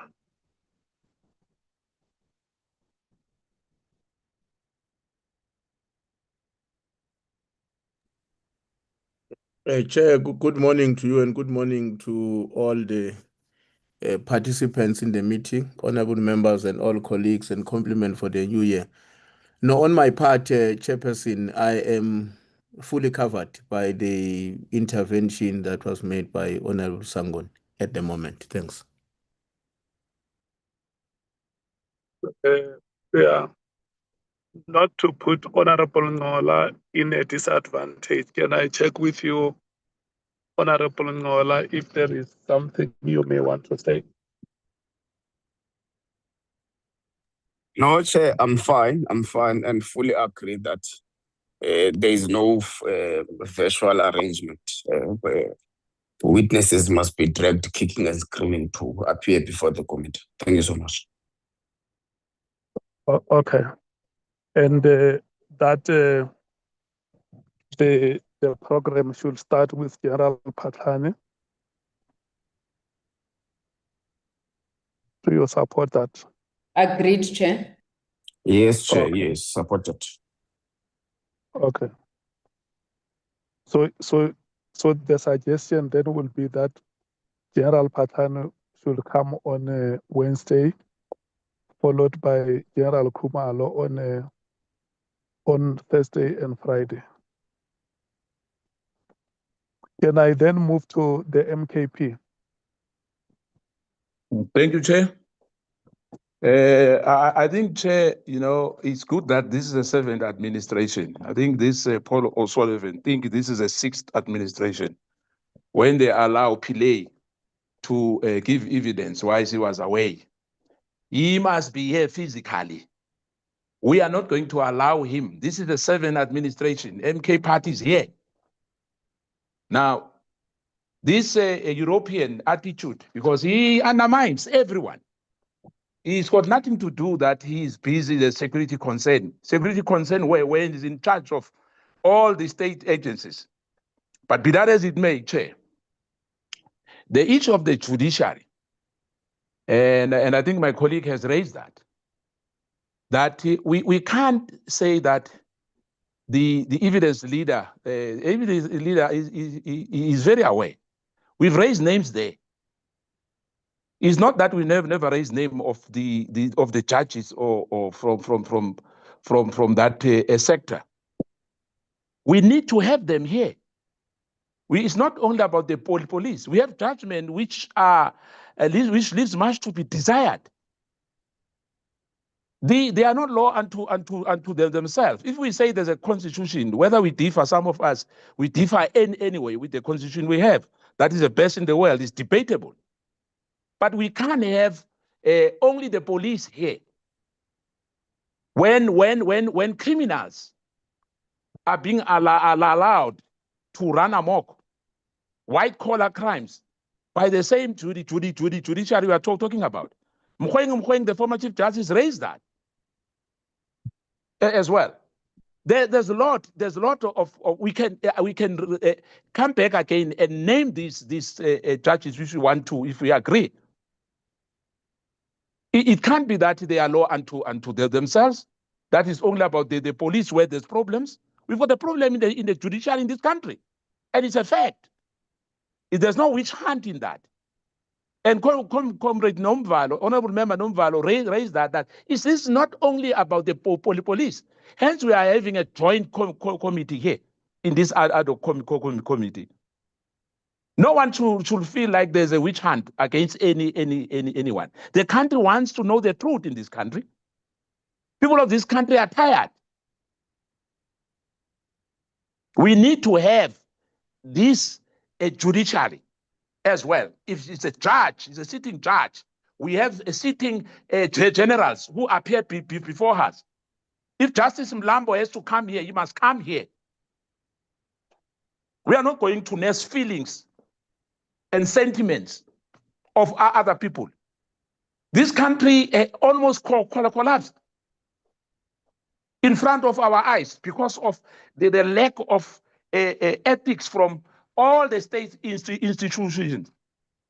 Now, we have to do our job, Chair, and make sure that we don't leave any stone unturned because of time, because some people maybe are more important than others. Judges are human beings. If a judge has to come and appear before us, so be it. So I'm a bit disturbed when the evidence leader says he doesn't remember. No, you must remember, there's a list there. We mentioned names, even if we didn't agree. There's names there. Unless then we said this ad hoc committee was for the police only. In my view, Chair, I think we have to have that as a matter of agents. We have to complete, and if we agree about the other names, so be it. Let's do what we're supposed to do. We've agreed, Chair, that we're gonna have everyone here who's relevant. Judges are relevant in this ad hoc committee. They are not supernatural beings. We need them here. There's a lot of maleficence in this country. People suffered, and people are still suffering as we speak because of some of their judgments. Thank you, Chair.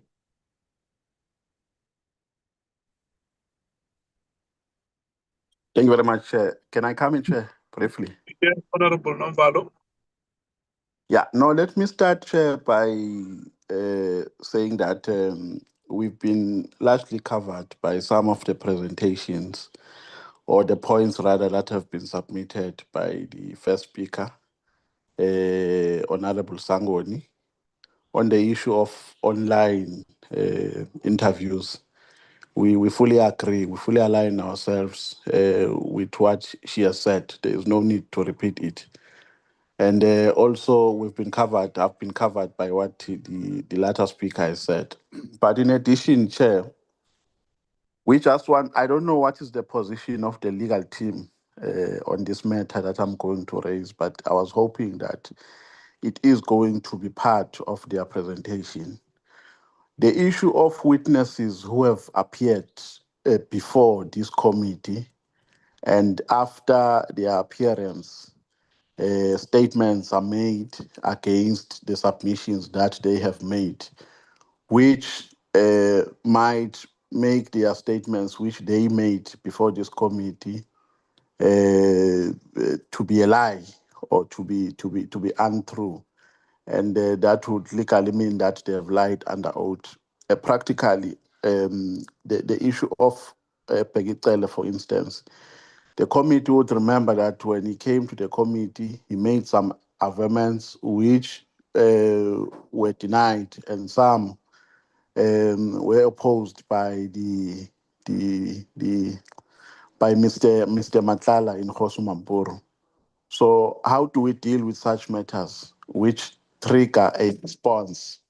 Because if what was said by Mr. Nhlanhla is anything to go by, then that means to a certain extent, Mr. Cele lied before this committee, but it would be incomplete to make that determination, having not given him an opportunity to reply to what has been raised or to what was raised by Mr. Nhlanhla against him. So are we not supposed maybe to call Pegicele either for him to make a written submission, which were made against him by Mr. Nhlanhla, because it's going to be compulsory, or it's going to be necessary in future for us to make a determination relying on the submission on the submissions respectively that have been made by the two individuals that I'm speaking about. So I think, Chair, our view as the MK party is that we can't leave it hanging like that. Maybe we'll have to request for a written submission from Mr. Cele to reply to all the allegations that were made by Mr. Nhlanhla against him. Or maybe we invite him to come back to the committee and reply. I'm raising this because Mr. Cele is not part of the list that has been presented before this committee by the legal team. Then the second one, Chair, is that I think last year in one of our meetings, we agreed as the committee that we will have to call General Nhlanhla Mkhwanazi to come back, maybe at the tail end of our interviews, to afford him an opportunity, because 80%, if not 90%, and if not all witnesses have replied to allegations he made. Some have denied, some have rubbished all the allegations. So it will be procedurally fair for the committee to allow or to afford him an opportunity to come back. We even said when we made that submission that in a normal application proceeding, you allow an applicant to file an affidavit, you allow the respondent to reply, and you allow the applicant to come back. We said, even though we are of an understanding that this is not a litigation process, but it will be procedurally fair from an objective point of view to allow him to come back to reply to all the replies that have been made to his allegations.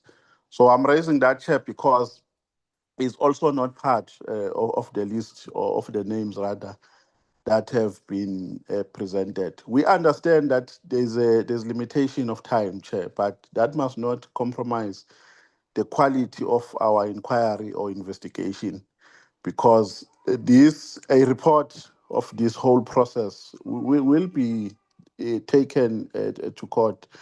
So we must not open loopholes consciously so.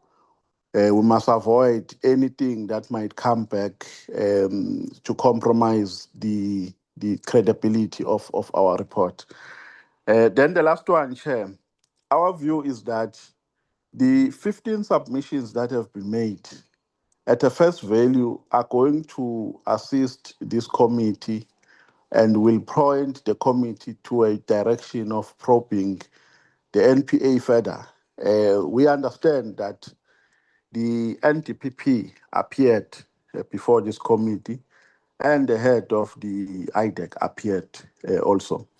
But we are not confident that this committee has sufficient evidence that it can use in its report to make any determination in relation to any allegation about the NPA or to any allegation rather about the judiciary. Our interim position, Chair, is that I'm saying interim. I'm carefully using this word because we have not read the full content of the submissions. So maybe when we read them, we might make a different determination. But at this stage, Chair, and at a face value, our view is that the committee must entertain those submissions, and largely through oral submissions. And that might require us to work tirelessly and around the clock. That might require us maybe to invite even 2 witnesses on a day, like we've been doing previously. And the chair or the committee might have to agree to a point that they will have to minimize time for members to ask questions so that all the relevant information that will assist this committee to finalize its inquiry or report is taken into consideration. Thank you very much.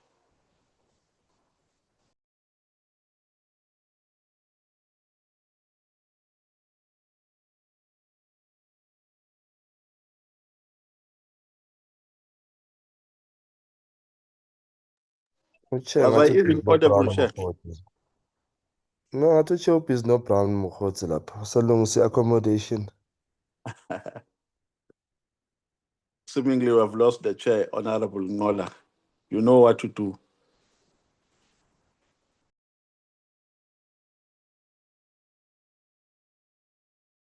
It looks like I think next was Honorable Shongwe. Thank you, new chair. Chair, I think when I'm covered kulama inputs akhona, but kube kuyiphutha elikhulu kakhulu futhi chair uma sengake senze lento efunwayo lo baba bathi uPaul O'Sullivan. Ngeke ngasho before sivala ngathi ithatheni ipassport yalo muntu ngoba uzobaleka. And indeed now we are told ukuthi useLondon. It's a pity that chair now we need to submit certain affidavits in order to call certain people. But I agree with the Honorable Khosela ukuthi lona ubaba uPaul Sullivan kumele abizwe and aze physically. But in pertaining to our judges and the prosecutors and the rest of laba amagama esifuna ukuwabiza, I feel ukuthi some of them don't even need an affidavit to be called in. For example, the judge elinikeze ubaba uPaul Sullivan incwadi yokuthi we can't arrest him unless you inform him 48 hours before. That judge needs to see us. Kunenkulumo emele asixoxele yona. Number two, the same matter yaga Paul Sullivan is struck out of the roll, the document that you got last night. Those allegations against him were struck off the roll. Mawifunda leyanto, it's so suspicious kakhulu. Naloyo judge loyo naloyo prosecutor, they need to see us bazosixoxela ukuthi yini lento labayenza. Ayifune affidavit ke le chair, if I may say. So I think I would propose to chair and the committee that I know that we are pressed for time and we are supposed to finish in due time in February. However, we won't be doing justice to the South Africans. South Africans wants people to be arrested. And I would suggest we arrest the few that we have done. We are done with this right. But we can't miss a space where we further probe these things. There is more that came when we were already in session where we ad hoc. There was less that we understood before we went in, but now more has come. And if you check less catesis begile, some people might find indlela yokusibalekela. There's a lot that we need to probe. We've discovered what this ad hoc committee is a necessity. And fortunate for it, I found Nale any commission. It doesn't waste money. It doesn't require too much money to ukuthi isebenze. However, it's a huge benefit to South Africans. We've uncovered a lot of things thanks to General Mkhwanazi. We've uncovered izinto ezidinga ukuthi siziphi isikhathi siyihlasele. So I propose ukuthi let's either again ask for more time, but while sicala ngalaba sibabophe sibacede laba so that we sure ukuthi sizimisela ukusebenza. And we are not just the other administration not saying bebangasebenzi, maybe bebasebenza, but we want to deliver results with my South Africans. So I propose that one, let's further look at this into yesikhathi. And two, I agree with akuqale General Phahlane personally. Why? Because ama allegations waka Paul Sullivan and the likes are coming from General Phahlane. The fact that he uzenze ilokhu member ye-IPID comes from General Phahlane. So it indeed General Phahlane should be the person to start. I'm not sure whether I agree with ukuthi makanikezwe isikhathi esincane for one day. What if there is more that needs him to give us into eziqinile about these issues of ubaba lo phethe country to Paul Sullivan, because seems like Paul Sullivan is the president of this country, goes and does whatever. We are father no president when your country does whatever they want to do a country in Yabantu. So I propose that we also spend more of his card to probe certain matters. Thank you, Chair.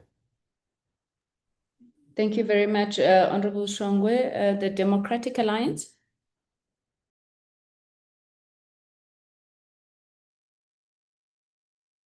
Thank you, Chair and Honorable Shongwe and everyone else on the team. We're happy for now. I just want to highlight one thing that we haven't touched on that's just good to take note of, is that the motion regarding the gang violence inquiry and the police committee that was adopted at the end of 2025 could potentially influence parts of, it won't influence the program, but it could cause for a slight challenge with regards to attendance sometime. But for now, happiness. Thank you. Thank you very much, Honorable Cameron. Any other speakers from the DA? No. Can we then move to the Economic Freedom Fighters? Thank you very much, Chair, and compliments to the colleagues. We generally agree with a lot of things that were said. And on O'Sullivan, we must use the powers that we have to summon him. We must be a different kind of a committee that deals with the powerful in a manner that shows them no one is above the law. And this time is giving us an opportunity to demonstrate to him that is nothing else but a subject of the Constitution of South Africa if he thinks he's South African, and therefore he's going to have to respect the Constitution of South Africa and the laws of South Africa. The same goes to Mkhwanazi. If all things were equal, we're just supposed to send a donkey cart to go and fetch him from the village and bring him here, because he has got no reason. Things were clownish and were part of the people he has been clownishing with for a very long time in that province. So we need to find a way decisively to deal with him. When we are listening to generals of the police, we've never referred to them as a group. We've never said, hey, SAPS, they say, why are you scared of SAPS? No. We spoke about individual names. We said one this one, one this one, one Sibia, one this one, one this one, one this one. As an adult who's responsible of making laws of this country, you must jealously guard against the integrity and the image of the judiciary, and do not make sweeping statements about the judiciary. Because the day you erode the image, the good image and the authority of the judiciary, that's when you are taking this democracy to the dogs. I'm very angry with the judiciary for not delivering the Phala judgment on time. But I'm not going to paint the whole judiciary as being incompetent and making political consideration before they make a judgment. No, I've got a problem with the Constitutional Court, which has had the matter and is unable to deliver the simplest matter they've ever had before. And therefore, if I've got an issue, I will say the Constitutional Court has in this regard failed us. If there is a judge that you've got an evidence against, that this judge has been corrupted and this judge has done 1, 2, 3, 4, you need to specifically mention that judge. Don't act all brave here and all act. Don't act all brave. Mention a name and say Judge Ludwaba gave a judgment that said 1, 2, 3, 4, and therefore he needs to come and account so that we can argue about that. There is no judge who has ever been taken to a commission on the basis of a judgment. Anyone who's not happy with the judgment of Judge Ludwaba, that when you need Paul O'Sullivan, you must give him 48 hours and notice of warrants of arrest, you can take that on recourse, unless you say that became as a result of a corrupt nature or relationship Ludwaba has with Paul O'Sullivan, and this is the kind of a relationship they have. On the basis of that, then make us take a decision. I'm not going to say, let's call judiciary, let's call judiciary. That's what we asked Lieutenant General Mkhwanazi. Who do you refer to when you say judiciary? He couldn't give us. He just spoke about a magistrate. And I said to him, which he was quick to concede, that do you realize it is dangerous to say a magistrate, who normally when we speak about judiciary, we refer to judges. But in this case, you're referring to a magistrate, and on the basis of that, you paint the whole judiciary wrongly. He was quick to concede. Even that judgment of that magistrate, there's nothing wrong with it.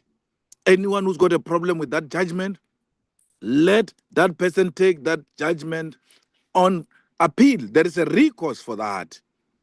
Where a judge takes money of Nhlanhla and get arrested, those are the kind of issues that we must be concerned about. That this is a practical case where judges can be bought and undermine the rule of law. But I'm still to hear which judge did what outside giving wrong judgments. Judges give wrong judgments. And in most cases, their judgments are overturned. It can't be that when we're not happy with a judgment, we paint a judge as corrupt. You are going to collapse yourselves, the judiciary. And when we collapse the judiciary and its independence and its good image, all of us are going to be subject of these cartels and criminals, and we'll have no one to run to. At least we still have a judiciary that can protect us from these criminals which are running amok in this country. So I'm making an appeal, colleagues, that even if we want to sound more radical, we must never attack judiciary in a manner we're doing without giving the facts. Let's give the facts and let's deal with them. When we're complaining about NPA, we brought Advocate Batoi, and then he brought Johnson. He said, before I come, well, most of the issues are talking about, they belong to Johnson. Johnson came, and then Batoi ultimately came. Is there any other prosecutor we're looking for? Let's put the name down. Let's not generalize. There are men and women out there who are prosecuting objectively, who are not involved in this mess we're talking about. And therefore, you can't just say, we must not be scared of prosecutors. Make a name. Give us a specific name. Make a case. And let's second that. If no one is seconding that, it falls off and we proceed. We don't have the whole day. I mean, the whole time, Chairperson. I don't agree that we must call Begit. Begit said whatever he said about Matala. We went to Matala to test what Kele said about him. He responded in a manner he did. One of the fresh allegations Matala made is, I gave Begit money. If we go to CCTV cameras, will we get that? Yes, you will get that. If we go and ask your protector who followed you to the car where you dropped the cash, working with Begit, will he confirm that in affidavit? Yes, you will confirm that. You have never done any of those things. You have never looked at CCTV cameras. You have never asked for an affidavit of a bodyguard who was there. You say we must call Begit because Begit must come and refute those allegations made by Matala, and then make new allegations about Matala. Then we must go again to that prison to go and ask Matala. Is now in a new prison. Now Begi says this about you. No. If there is anything that comes out of Kele's mouth or Matala's mouth, which is substantive in nature, and we think this is a damaging and damning against a particular witness, we must then go and look for prima facie evidence. At least they gave us some lead. Look for prima facie evidence. And if we find something material on the basis of that, then say to this person, you need to come back. Otherwise, we're going to sit here. This one said this about you. What do you say? And then say the same thing about new things about that person. You go back. This person said this about you without us having anything. This should help us. And that's what Honorable Mateus speaks about.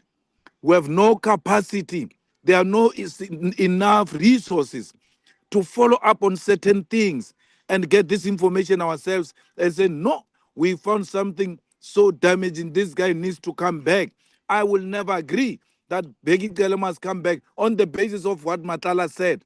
And then we can't say, you know, the way it's so weighty. We even got the following. That's why we want Begit back. Thanks, Chairperson. Thank you. Thank you very much, Honorable Malema. Chairperson, are you back? It seems that the Hello. Thank you. Thank you. I'm handing over back to you, Chairperson. Honorable Malema just concluded. Thank you, Chair. Chair, I've raised my hand, Chair. Chairperson Nhlanhla, are you taking over? Honorable Skhosana, I think the way that it's normally done is we go through the rotations, and then if there's any issues, we come back at the end. No, I wanted to talk about the chair, this chair issue, because we had you, we had Nhlanhla, we had our chairperson. This thing now looks bad, man. You know, we don't understand because I don't know what is happening. Nhlanhla as well has just gone, and the chair has just gone. Now it's you. Maybe you're gonna go as well. We're gonna have another chairperson. What is happening here? We're suffering because of January 8th. No, Honorable Skhosana, I think this is completely wrong. Let's say things as they are. We can't have a chairperson. Now we are the third chairperson and we don't know what is happening. Honorable Skhosana, I do apologize. I think the chairperson had indicated the challenges he was having, but he's back now. Thank you, Chair. Honorable.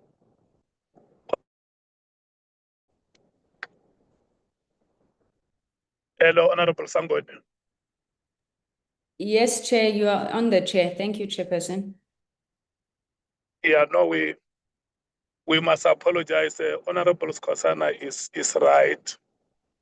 We can't have many chairpersons in one meeting. But before the meeting started, we alerted the meeting about our commitment this week. And just bear with us, honorable members. It is not something that is unusual amongst members of this committee. Apologies like this are recorded in our meetings and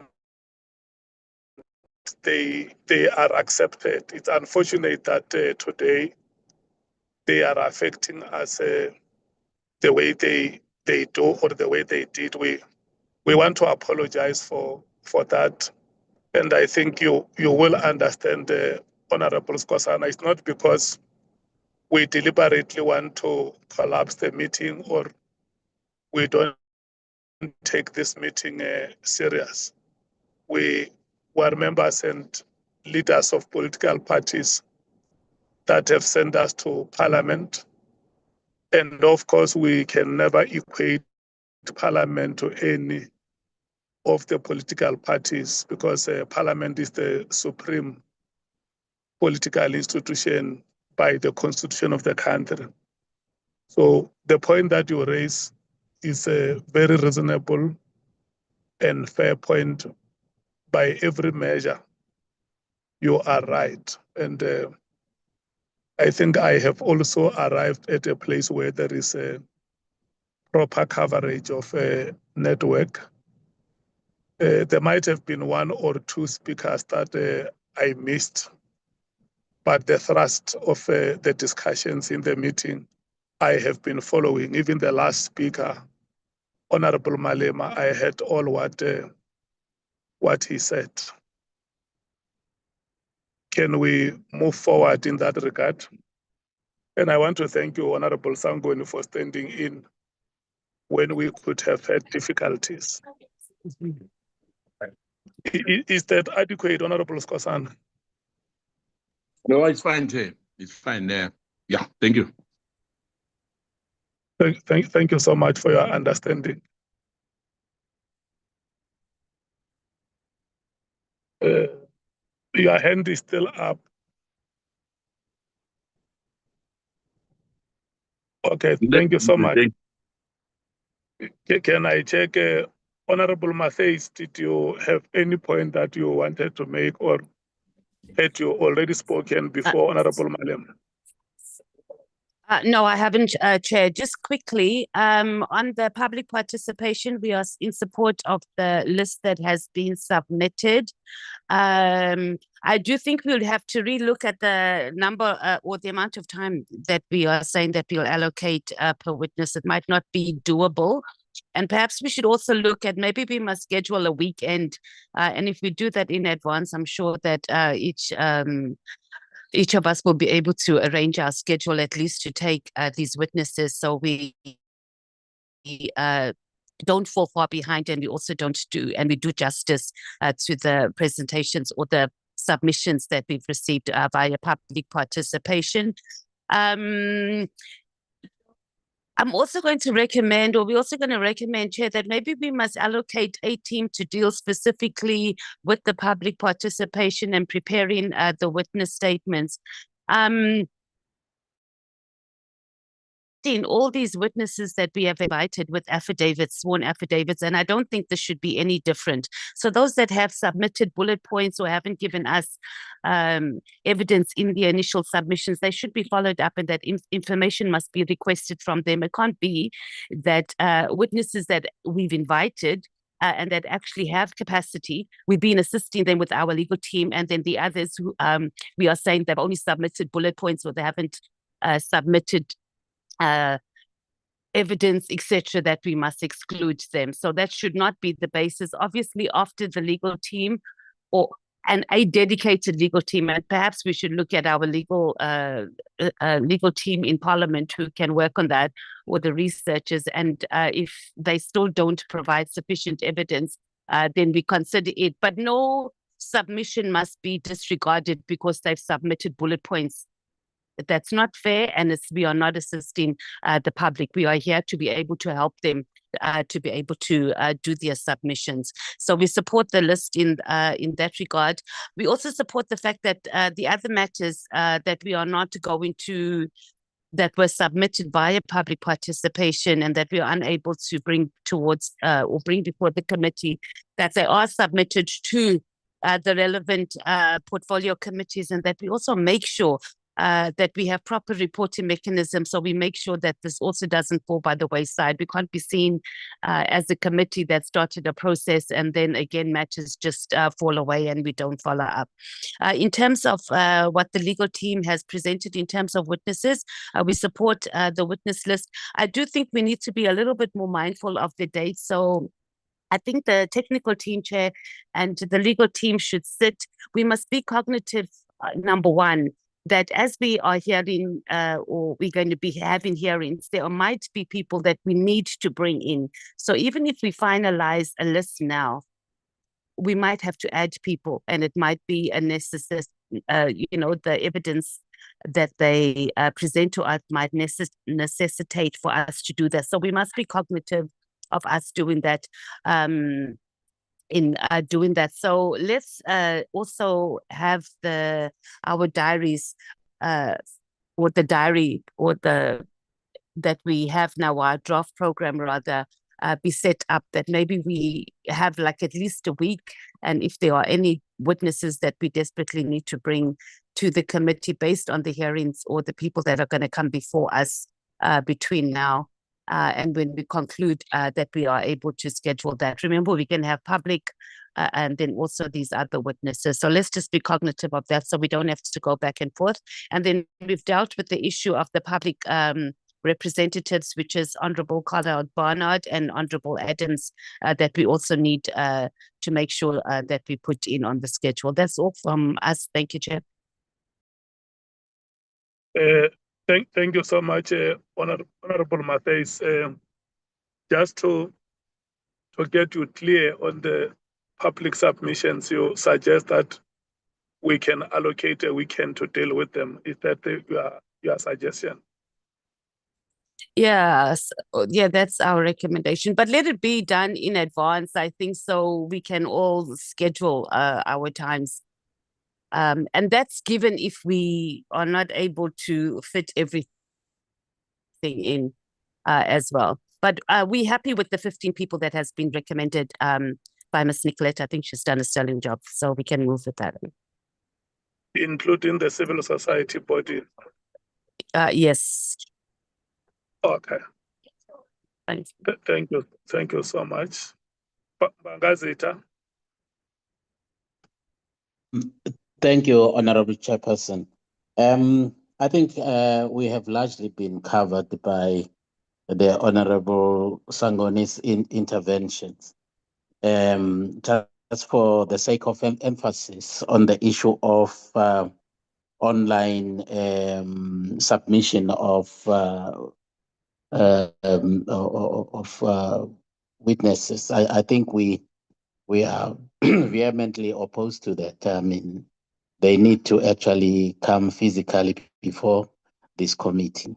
On the issue of the public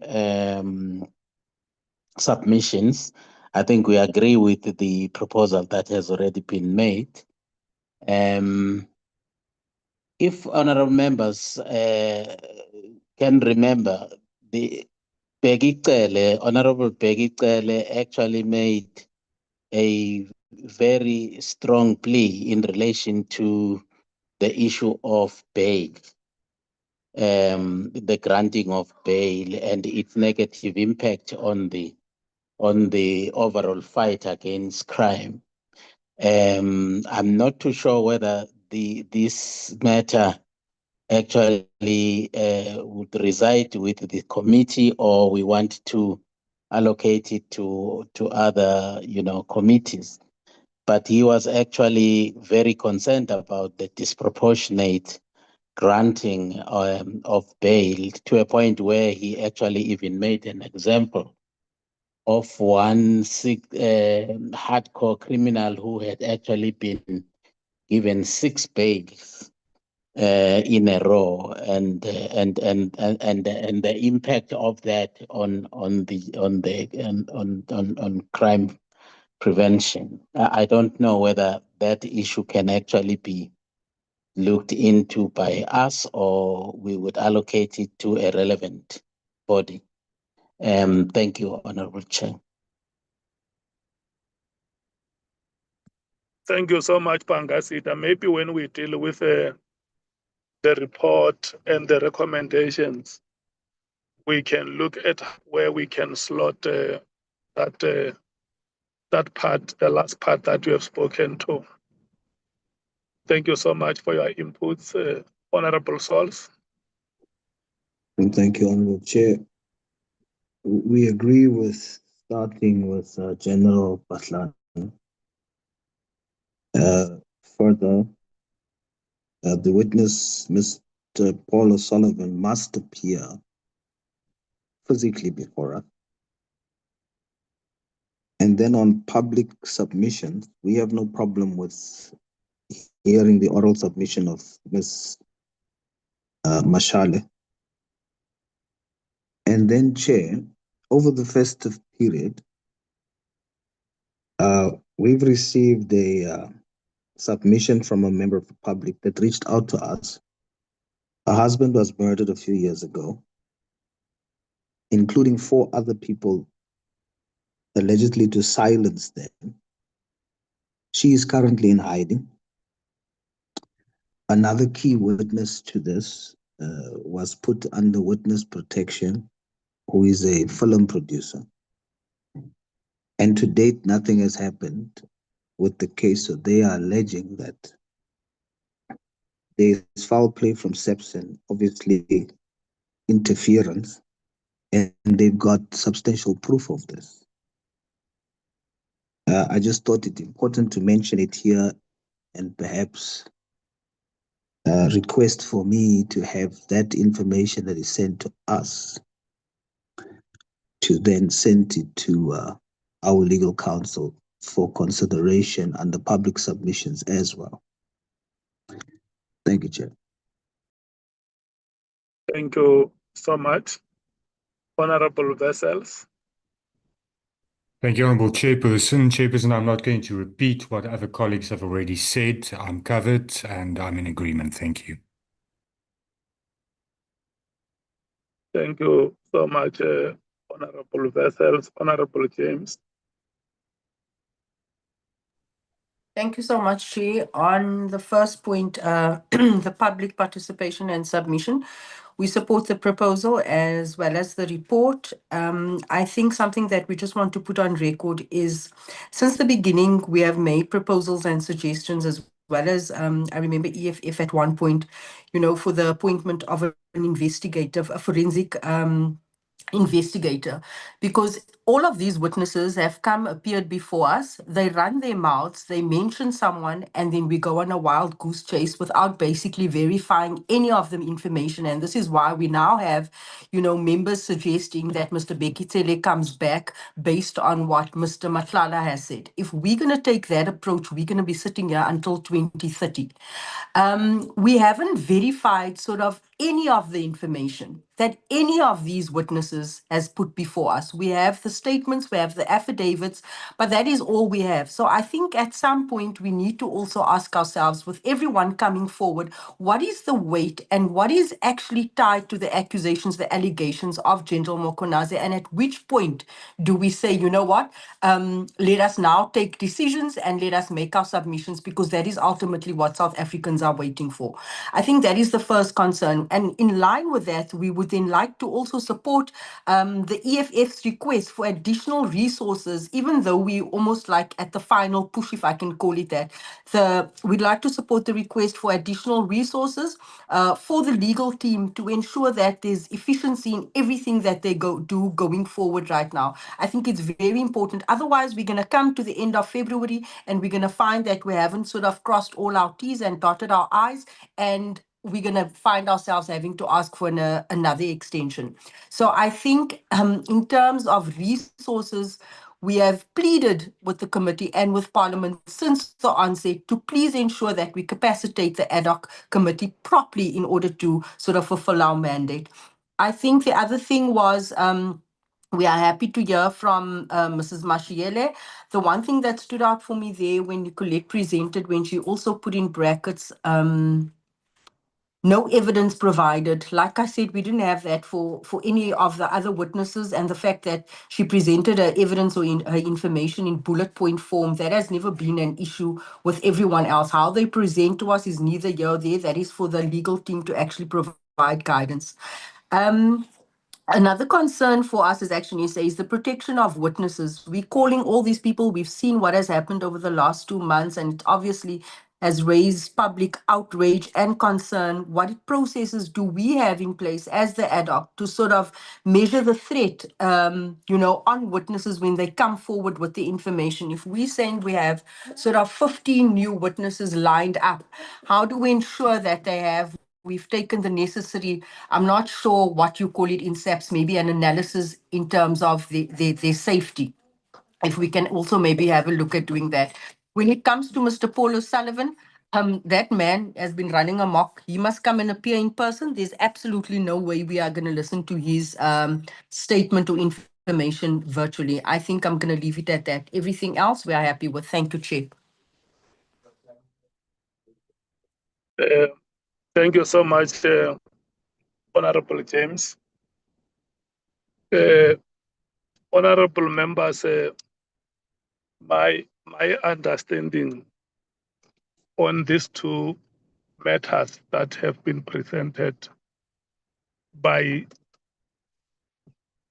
Ms. Van Zyl and the legal team is that number one, there is a general agreement that at the end of the hearings, we should invite, in fact, it's a restatement, because the committee has made that decision before, that General Mkhwanazi would have to be called to come and maybe give a reply to whatever presentations would have been made since his appearance before the committee. And number two, that the appearance of Mr. Paul O'Sullivan and Mr. Brown Mkhwanazi should be physical, and that whatever records we have should be used to have them appearing physically before the committee. And that the hearings on Wednesday must start with General Patani, and then he should be allocated 1 day.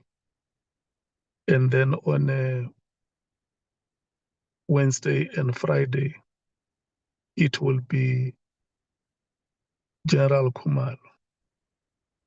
Number four, that there is general agreement on the public submissions, inclusive of the civil society submissions that have been made. The recommendations are accepted that the 15 public submissions plus the civil society submissions should be provided for oral presentation. And Honorable Sangoni has also said that there are submissions that she will also want to bring for committee consideration that will be formally presented and considered, including the matter that the Honorable Sols has just presented. I think those are the matters that we should be able to give attention as a committee. probably in our next meeting, like we said, we may meet on Monday in case there are issues that we will want to deal with. So those matters should be considered in our next meeting, Honorable Sols and Honorable Sangoni. So now what becomes consequential is that because there is a timetable which has been presented, and when this meeting started, we said the reason why we start with public submissions was because the recommendations that were going to be presented by Ms. Van Zyl may impact or may militate for the amendment of the timetable. So what then means is that inclusive of the suggestions that Honorable Matthys has made, if it's possible that we can identify a weekend which we can allocate to deal with the public submissions, or if it's possible to integrate them in the timetable, we should be able to do that. And an improved or an amended timetable will then be presented to the meeting, probably next week, Monday. For sure, we would have, by that time, we would have, it will be shortly before we listen to, we resume with our hearings. If members agree, but we will check with the members for their availability between now and next week, Monday, what time will be appropriate for us to have a meeting to consider those matters. And with regard to, yes, the amendment will also feature witness Honorable Kola Barnard and witness Honorable Adams. And then with regard to members of the judiciary, I think that if there is any evidence that compels us to call a witness before the committee, let's make that evidence available. And if honorable members remember very, very well, when we started with the conduct of the hearings, we said that we are going to call General Mkhwanazi because he is the one who made allegations. And then he came here, he made allegations. From his statements, we identified witnesses. And there were other witnesses that subsequently came after his appearance. They also made allegations, and the allegations that they made triggered the identification of more witnesses. For instance, the name of Paul O'Sullivan came to the picture after it was mentioned in the statements of General Mkhwanazi and in particular, Mr. Nkabinde, who went at length to give evidence that implicated the name of Paul O'Sullivan. And so I want to plead with members that this is the approach that we should take to identify any potential witness that should come before the committee. And then one other matter which has been successfully canvassed in this meeting is that the members of this committee agree that even when we accept the recommendations on public submissions, focus must not only be on those 15 plus 5 or 6 civil society submissions. The many other submissions that have been made before the committee also have to be attended to. So there should be an approach on how those matters are attended to. If they are referred to respective oversight bodies or committees of parliament, they would be referred. If some of them have to be referred to respective institutions for written responses, they should be referred. And it will also be very important that those matters are conclusively dealt with, and the people who would have made those submissions, they must know how their matters have been attended, and we will determine a way in which they get a feedback on those matters. So from here, honorable members, we will then give the technical team time to go and read together with the legal team to go and relook at the timetable and see how the amendments that have been made here will impact on our program. And the revised program should be made available and where possible even be circulated to the members before the envisaged meeting of Monday or any other day that we agree on to have that meeting. Can I check with you, the parties, if the summary is adequate? Because I missed some parts of the meeting. I think it will be proper for me to check with yourself that I'm properly summarizing the two items. ANC? Thank you, Chair. No, I think you've properly summarized it, Chairperson. Just one item that you may have missed while you were out was a report by Honorable Cameron that there's a motion before the Portfolio Committee on Police on gang violence, which may influence their program. But if you're going to be checking with all members on availability, I think that covers it. But in terms of the summary, I think we are fine, Chairperson. Thank you. Okay, thanks very much for that important addition. MKP? Thank you, Chair. I'm sorry, I just want to go back a bit, Chair. Am I allowed? Yes, no, you are allowed. Thank you, Chair. I just want to put this matter, once and for all.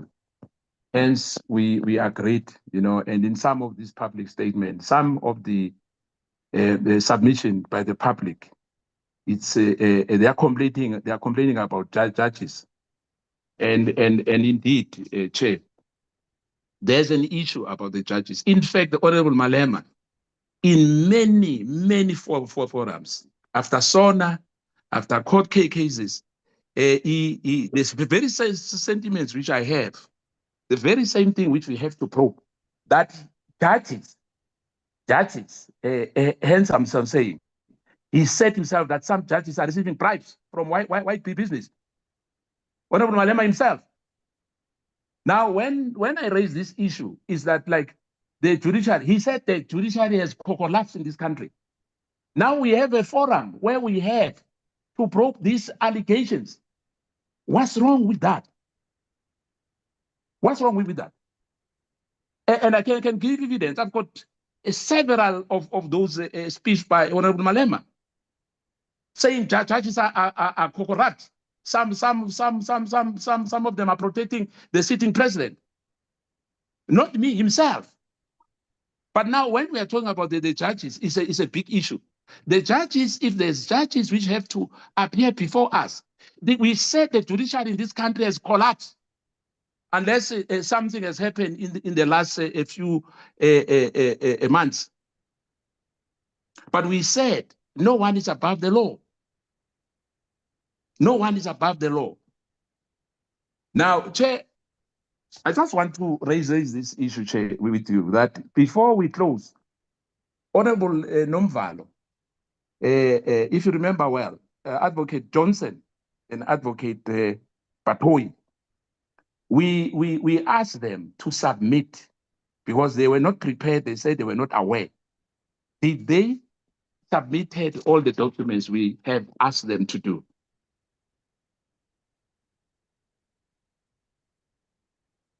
Thank you, Chair.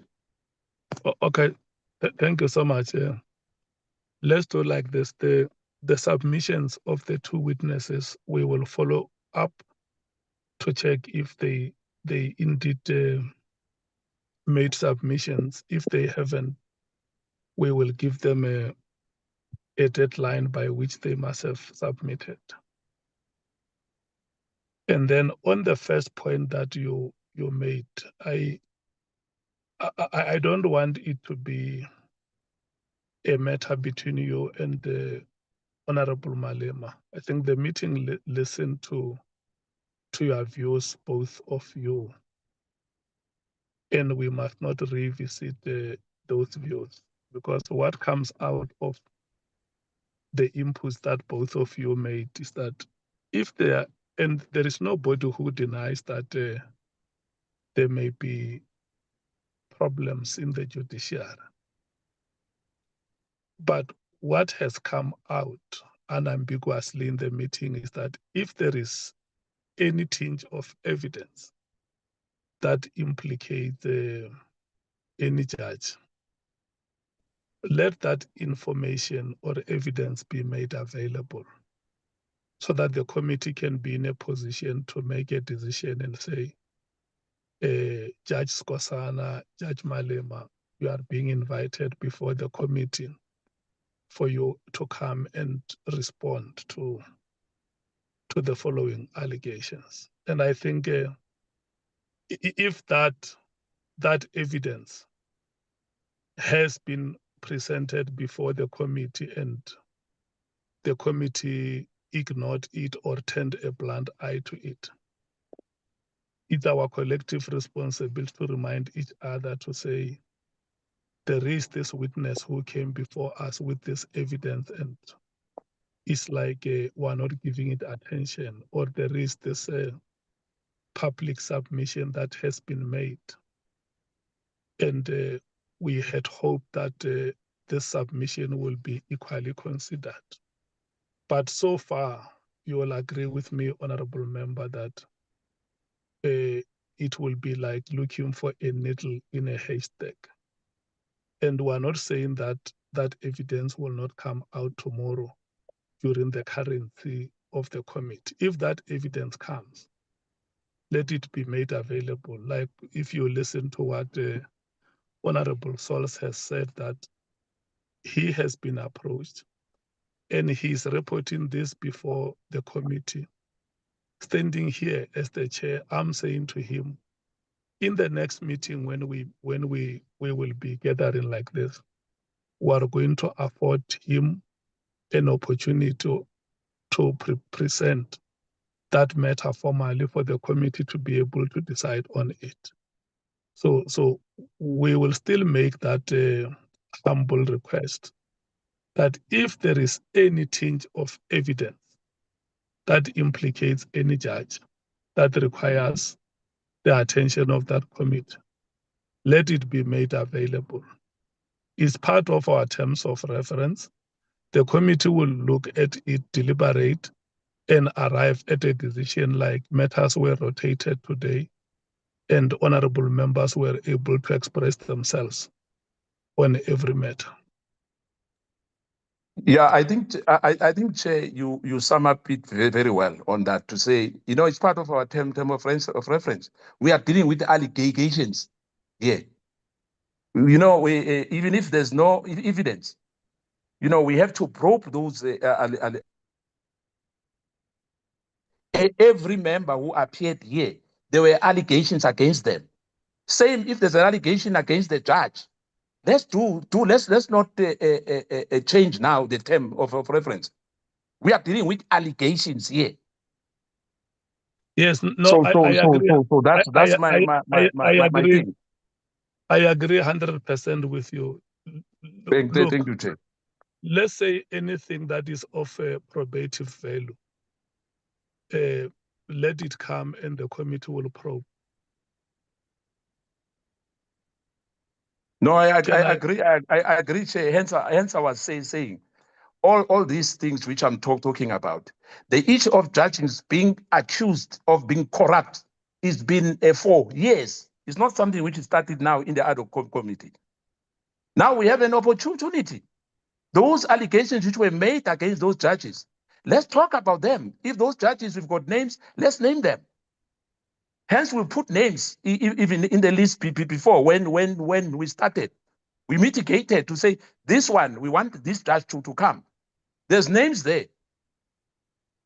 Okay. And the list, we submitted the list. Okay. Even some of them are not judged, some of them were not called, because hence we say we can't call everybody. That we understand, that we won't be able to finish this ad hoc committee. But I'm saying it should not be now that I'm the one who just wake up and said judges must come to the ad hoc committee. Judges, there's accusations. Hence, I'm saying even in this public, the 15 people are accusing judges in that. And if those judges' names are there, let's call them, because we are probing allegations here. Thank you, Chair. Thank you so much. I think when we meet next week, we will consider those allegations that have been made. So if there is any information or any allegations that you know, honorable member, we are going to request that you bring those allegations to the meeting. I will, Chair. And then, thank you. And then the committee will consider those allegations and make a decision whether there is a need to invite the respective witnesses or whether the matter is not of probative value. Thank you so much. Can I check with the DA if the summary we have given is sufficient? Yes, Chair. Thank you, Chair. It's sufficient from our side. I just wanted to mention again, in case you missed it earlier, as the Honourable Sangoni mentioned regarding the gang inquiry, which was a motion that was adopted last year, end of 2025. We will obviously communicate accordingly, but it may pose slight challenges regarding attendance, but it's just important that you know. But obviously, we'll see how well everyone can accommodate each other. I just wanted to give an early warning of that gang inquiry. Okay. Thank you so much. EFF? There's Nomvalo, Chair. Nomvalo was, yeah, okay, thank you, Chair. Thank you very much, Chairperson. There's only one chairperson here. Chair, we fully agree with what you are saying. And I'm happy that you dealt with the matter of judges in a manner in which you did. There is nothing of any value that is going to come before you against judges. Nothing. It's just a cheap talk, and talk is cheap. I mean, we've gone to hardened criminals. We've gone into prisons. By now, if anyone had anything against a judge, they would have brought it forward. You know, it's just posturing to create an impression that we're not scared of anything when we don't have anything. There's nothing. I've said so many things about the judiciary. I still say them. And even in my input, I made a point that I have a problem with the Constitutional Court and the way it handles the parliamenta. But it is not all of the judiciary. It's the Constitutional Court, and they are not above the Constitution. They are a product of the Constitution. They are a subject of the Constitution themselves. That was my input. Nothing has changed from that. Only if you listen to the substance of what I'm saying. And I'm not very far from what the MK speaker says, but I can tell him now, and I can tell him just the two of us, he's got nothing on any judge, nothing. And therefore, you don't speak about judges like that if there's nothing substantive against them. And that's what you, Chair, should from time to time emphasize that you don't just say there are allegations here and we've brought names. If you have brought names before, What stops you from bringing names now and say to us the same way we say the honorable members of parliament were not here, are not on the list. We're putting them on the list. We're very specific about that. And I was very impressed by that point because it has escaped me. And it was going to appear like we're using this process to defend each other. So I'm happy that honorable members remember that point and I'm now going back to it. The same thing with the judges. If names were raised before, Adam's name was raised before. And when you presented names now, Adam's names all of a sudden, Honorable Connor Barnett's names and Adam's are not here. We are being reminded, these are the names we need. Put the name of a judge. Stop shouting. Put the name of a judge. Stop being a coward. Tell us which judge did the wrong thing. Honorable Malema. Chair, Tell us which judge did anything. Tell us about the judge. Respond, Chair.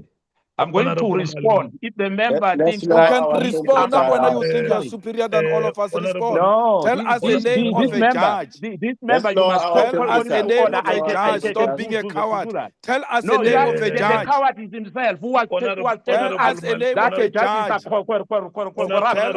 name of a judge. Is him? I can give you names, Chair.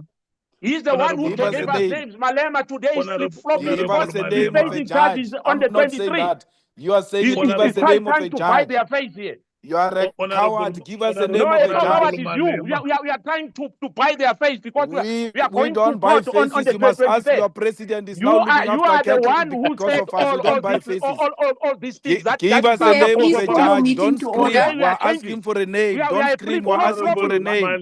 You are flip-flopping. You are the one who said Stop screaming and give us the name of a judge. You are screaming. Give us the name of a judge. Happy New Year, Honorable Skosana and Honorable Malema. Happy New Year. Happy New He's Year. the one. He's Malema today who's changing. Honorable members, order. He's the Happy one. New Year, comrades. Happy New Year. No, He's a flip-flopper of notes. You mention judges, the next thing you say, I must give names. names. It's you who say us about judges that are corrupt. You don't know what you then you don't know what you are talking about. No, you don't I'm know what talking about talking you. about. No, you are the one who said judges said that judges are corrupt. And then I must give names. You said that Compliments of the new year, honorable members. Give a name. Give a name of a judge. I'm Stop being a coward. Give a name of a judge. That is you. Who've been accusing judges for the last 11 years. And you don't know what you're talking about. Then you don't know what you're talking about. Honorable Malema and Honorable Skosana, no honorable members, we can't conduct ourselves like this. If I leave you to do this, I will be failing in my responsibility as the chair, and I was becoming afraid that you can speak like this for 365 days. Honorable Malema, I want to request you to withdraw in the manner in which you addressed the point that was made by Honorable Skosana to say that he is a coward and that he is just posturing. If you can please withdraw that statement. I'm asking for a name of a judge. That's what I'm asking for. And then he rudely interrupts me. And I was not talking to him. I'm talking through you. I'm saying, give us a name of a judge. And then he gives us the name of Julius Malema. Since when am I a judge? I have called you a name before Honorable Skosana came in to speak. Because when I called you a name, I wanted to request you to withdraw that statement that says, don't be coward, this is just posturing. If you can please, Honorable Member, withdraw that part. I withdraw. Thank you so much. Honorable Skosana, can you please withdraw everything that you said after Honorable Malema mentioned the word coward and posturing? Can you please withdraw everything that you said there after? I just want to say, if you say everything, like what, Che? Because if you say everything, you say I must withdraw to say Malema was accusing judges for the last 11 years of corruption. No, it's not what I'm saying. That part you said when we gave you chance to speak. What you said after after he mentioned the word coward and posturing. Remember, I came Yeah. between the two of you. I came between the two of you. Because he's attacking the chair. He deliberately. No, Chair. No, But Chair. it's fine, Chair. This Honorable Kosana is out of order because when he I was can speak speaking, for myself. no, it's Leanne I Matasia. can speak You for just it's myself. Leanne Matasia. It's not Kosani. Sangweni, When I can speak you for myself. interrupted, when you were busy talking, Honorable Malema did not interrupt you. No, because the chair is not asking you to apologize. You just come in and talk whenever the hell you want. Who do you think you are here? Every time you must be putting up with your rubbish. No, Chair, you must tell him to even withdraw everything he said because Honorable Malema was still on the floor and then he interrupted. It's out of order and I'm calling order on you, Chair. Honorable Matthias, no, you can't call order on me because what you Can, do... Chair, because you're supposed to ask him to withdraw anything. He interrupted Honorable Malema and he started talking. What you do is unacceptable. Listen here, Honorable members.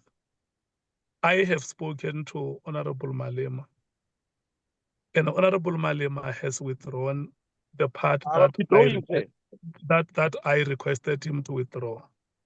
I withdraw, Chair. And please ask Matthias not to come in between. You are talking to me. You are not talking to me. Go ahead. No. Thank you. No, I'll come in because you always interrupting and be always quiet. I'm not dealing with the issue of withdrawing.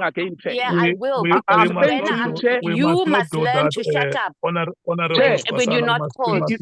Chair, he says I must learn to. I will come in because we're tired of you, Kosana. We sick. No, you need to be called to order. We're sick and tired of you always interrupting everybody. We are sick and tired of you too. Who do you think you are? I don't interrupt. I don't interrupt. We are interrupting. Yeah, I am now. I am now interrupting because you interrupted. You spoke for a very long time. Nobody said anything. When Honorable Malema spoke, you interrupted. I'm calling point on. Yes, because I need to call you to order because nobody does. Yes, I do. Yes, I do. Okay, so you can continue interrupting. It's fine. Yeah, I have an right to interrupt when you don't know how to conduct yourself. Well, don't listen to me. Because we wish you could just I don't want understand to basic say things about how to conduct yourself in a basic committee. You need to go to organizational meetings and learn how to conduct yourself into a meeting. Yes. It can be my whole two hands can be pointing back at me. Go to organizational meetings and learn how to conduct yourself in a meeting. You are not going to lecture me by anything. You disrupted Parliament for many years. You can't tell me anything. Chair, I'm listening to you. Honorable members, I think we have given you enough time to say what you wanted to say. We have had. You must withdraw Sangweni as well. I'm not Sangweni, but you must withdraw that mistaken reference to me. Honorable Sangweni, please. I'm sorry, Jay. Honorable Skosana and Honorable Matthias, we have given you a chance to say what you wanted to say. Some of the things that you said, every time we see you are going to remember what you said. Honorable Skosana, I was coming to address you after we have laid to rest the matter with Honorable Malema, and he has accordingly withdrawn. And I requested you to withdraw. To withdraw. Withdraw, Chair. Thank you. No, I have not finished speaking. The reason why the meeting deteriorated the way it did was because when I was still addressing you, you interjected me. And then the meeting deteriorated. Can you please withdraw the statements that you made after Honorable Malema has used the words coward and posturing? Can you please withdraw those statements? I withdraw, Chair. Thank you so much. Honorable Skosana and Honorable Matthias, can you please withdraw the statements that you made against each other?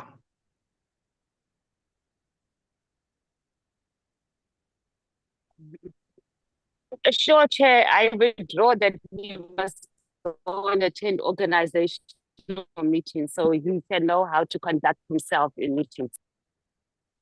Honorable Matthys, can you please withdraw the statement that you made against Honorable Skosana?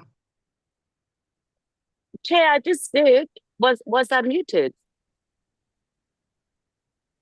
Honorable Matthys, can you please withdraw the statements that you made against Honorable Skosana? Chair, can you hear me? Chair? Yes, I can hear you, Honorable Member. Oh, okay.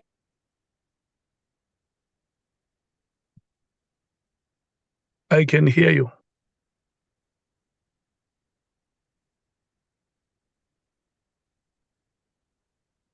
Honorable Matthys.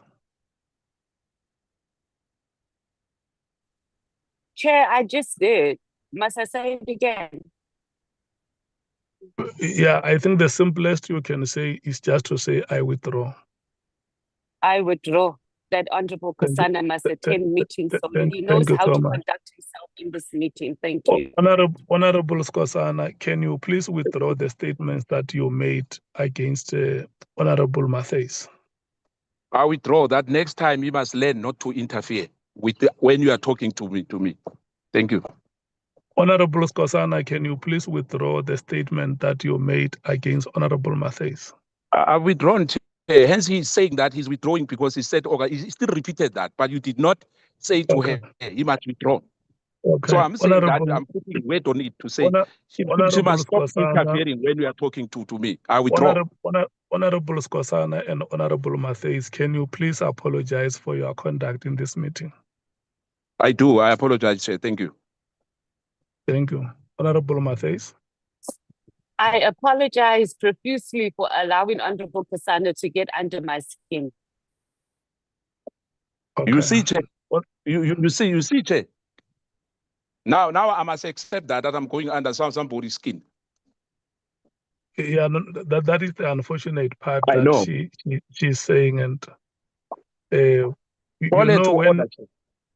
when as the chair, I request a member withdraw, Chair. to apologize. It's not because I want to spite a member, but it's about upholding and maintaining the decorum of Parliament and its committee proceedings.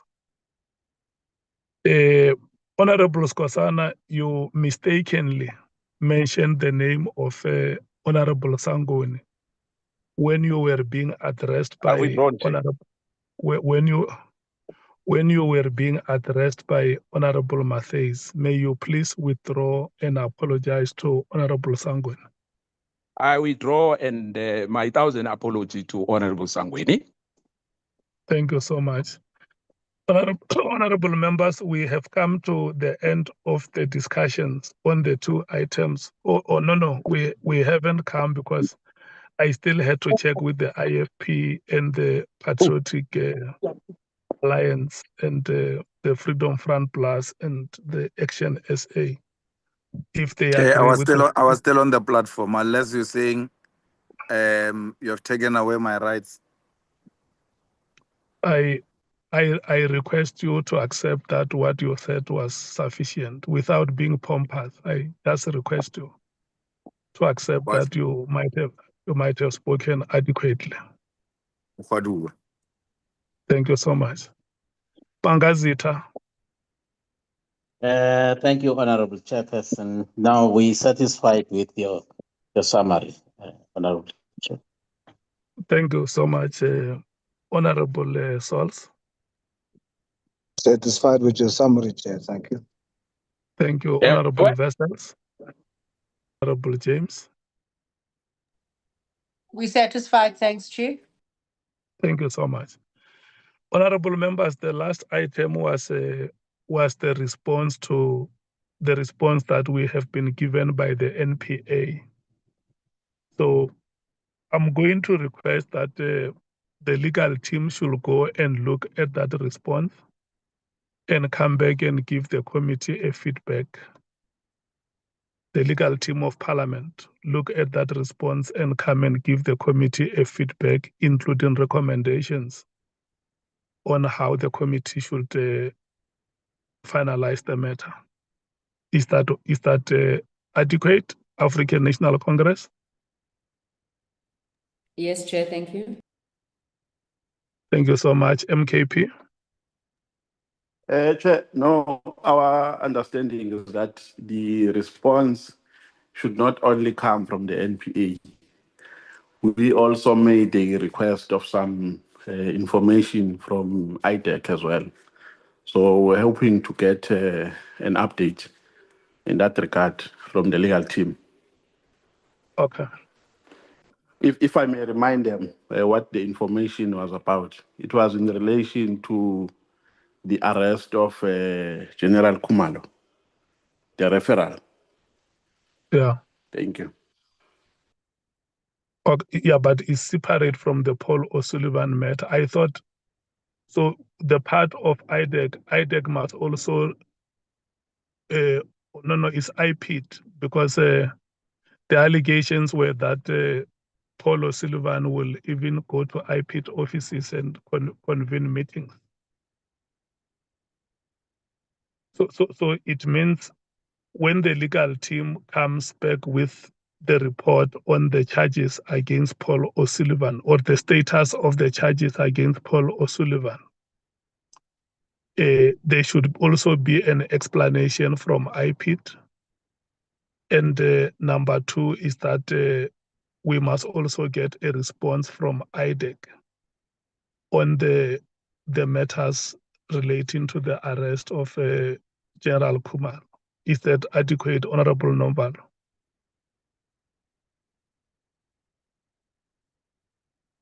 Yes, Chair. No, actually, I don't know, but the letter with regards to Paul O'Sullivan, I think was written to us, to the Senior Council. And it also related to charges which were withdrawn, charges against Paul O'Sullivan, which were withdrawn by the MPA. I think it went to that extent. Yes, But that the is legal why team can remind us. Yeah, that's why we say they must come back with a feedback and also recommend an approach. I hear you. Is that what? Okay. Yeah, The no, I DA? hear you. Thank you. The DA?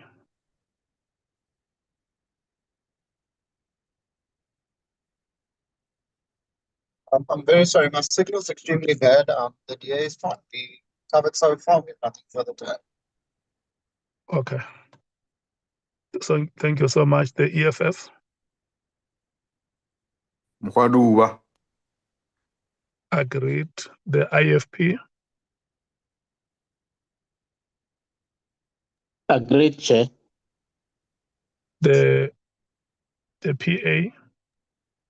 Covered, Chair. Thank you so much. The Freedom Front Plus? Agreed, Chairperson. Thank you so much. The Action SA? We find Chair. Thank you so much, honorable members. That was the last item on the agenda. The rest of the items that have not been fully exhausted, as they were mentioned in the summary, will then be attended to in our meeting next week. I want to take this opportunity and thank you so much for your time and for your energy and your commitment to the work of this ad hoc committee. Bonani, are we having any announcements? Chair, none from our side. Thank you so much. The meeting stands adjourned. Long live the chair. Thank you.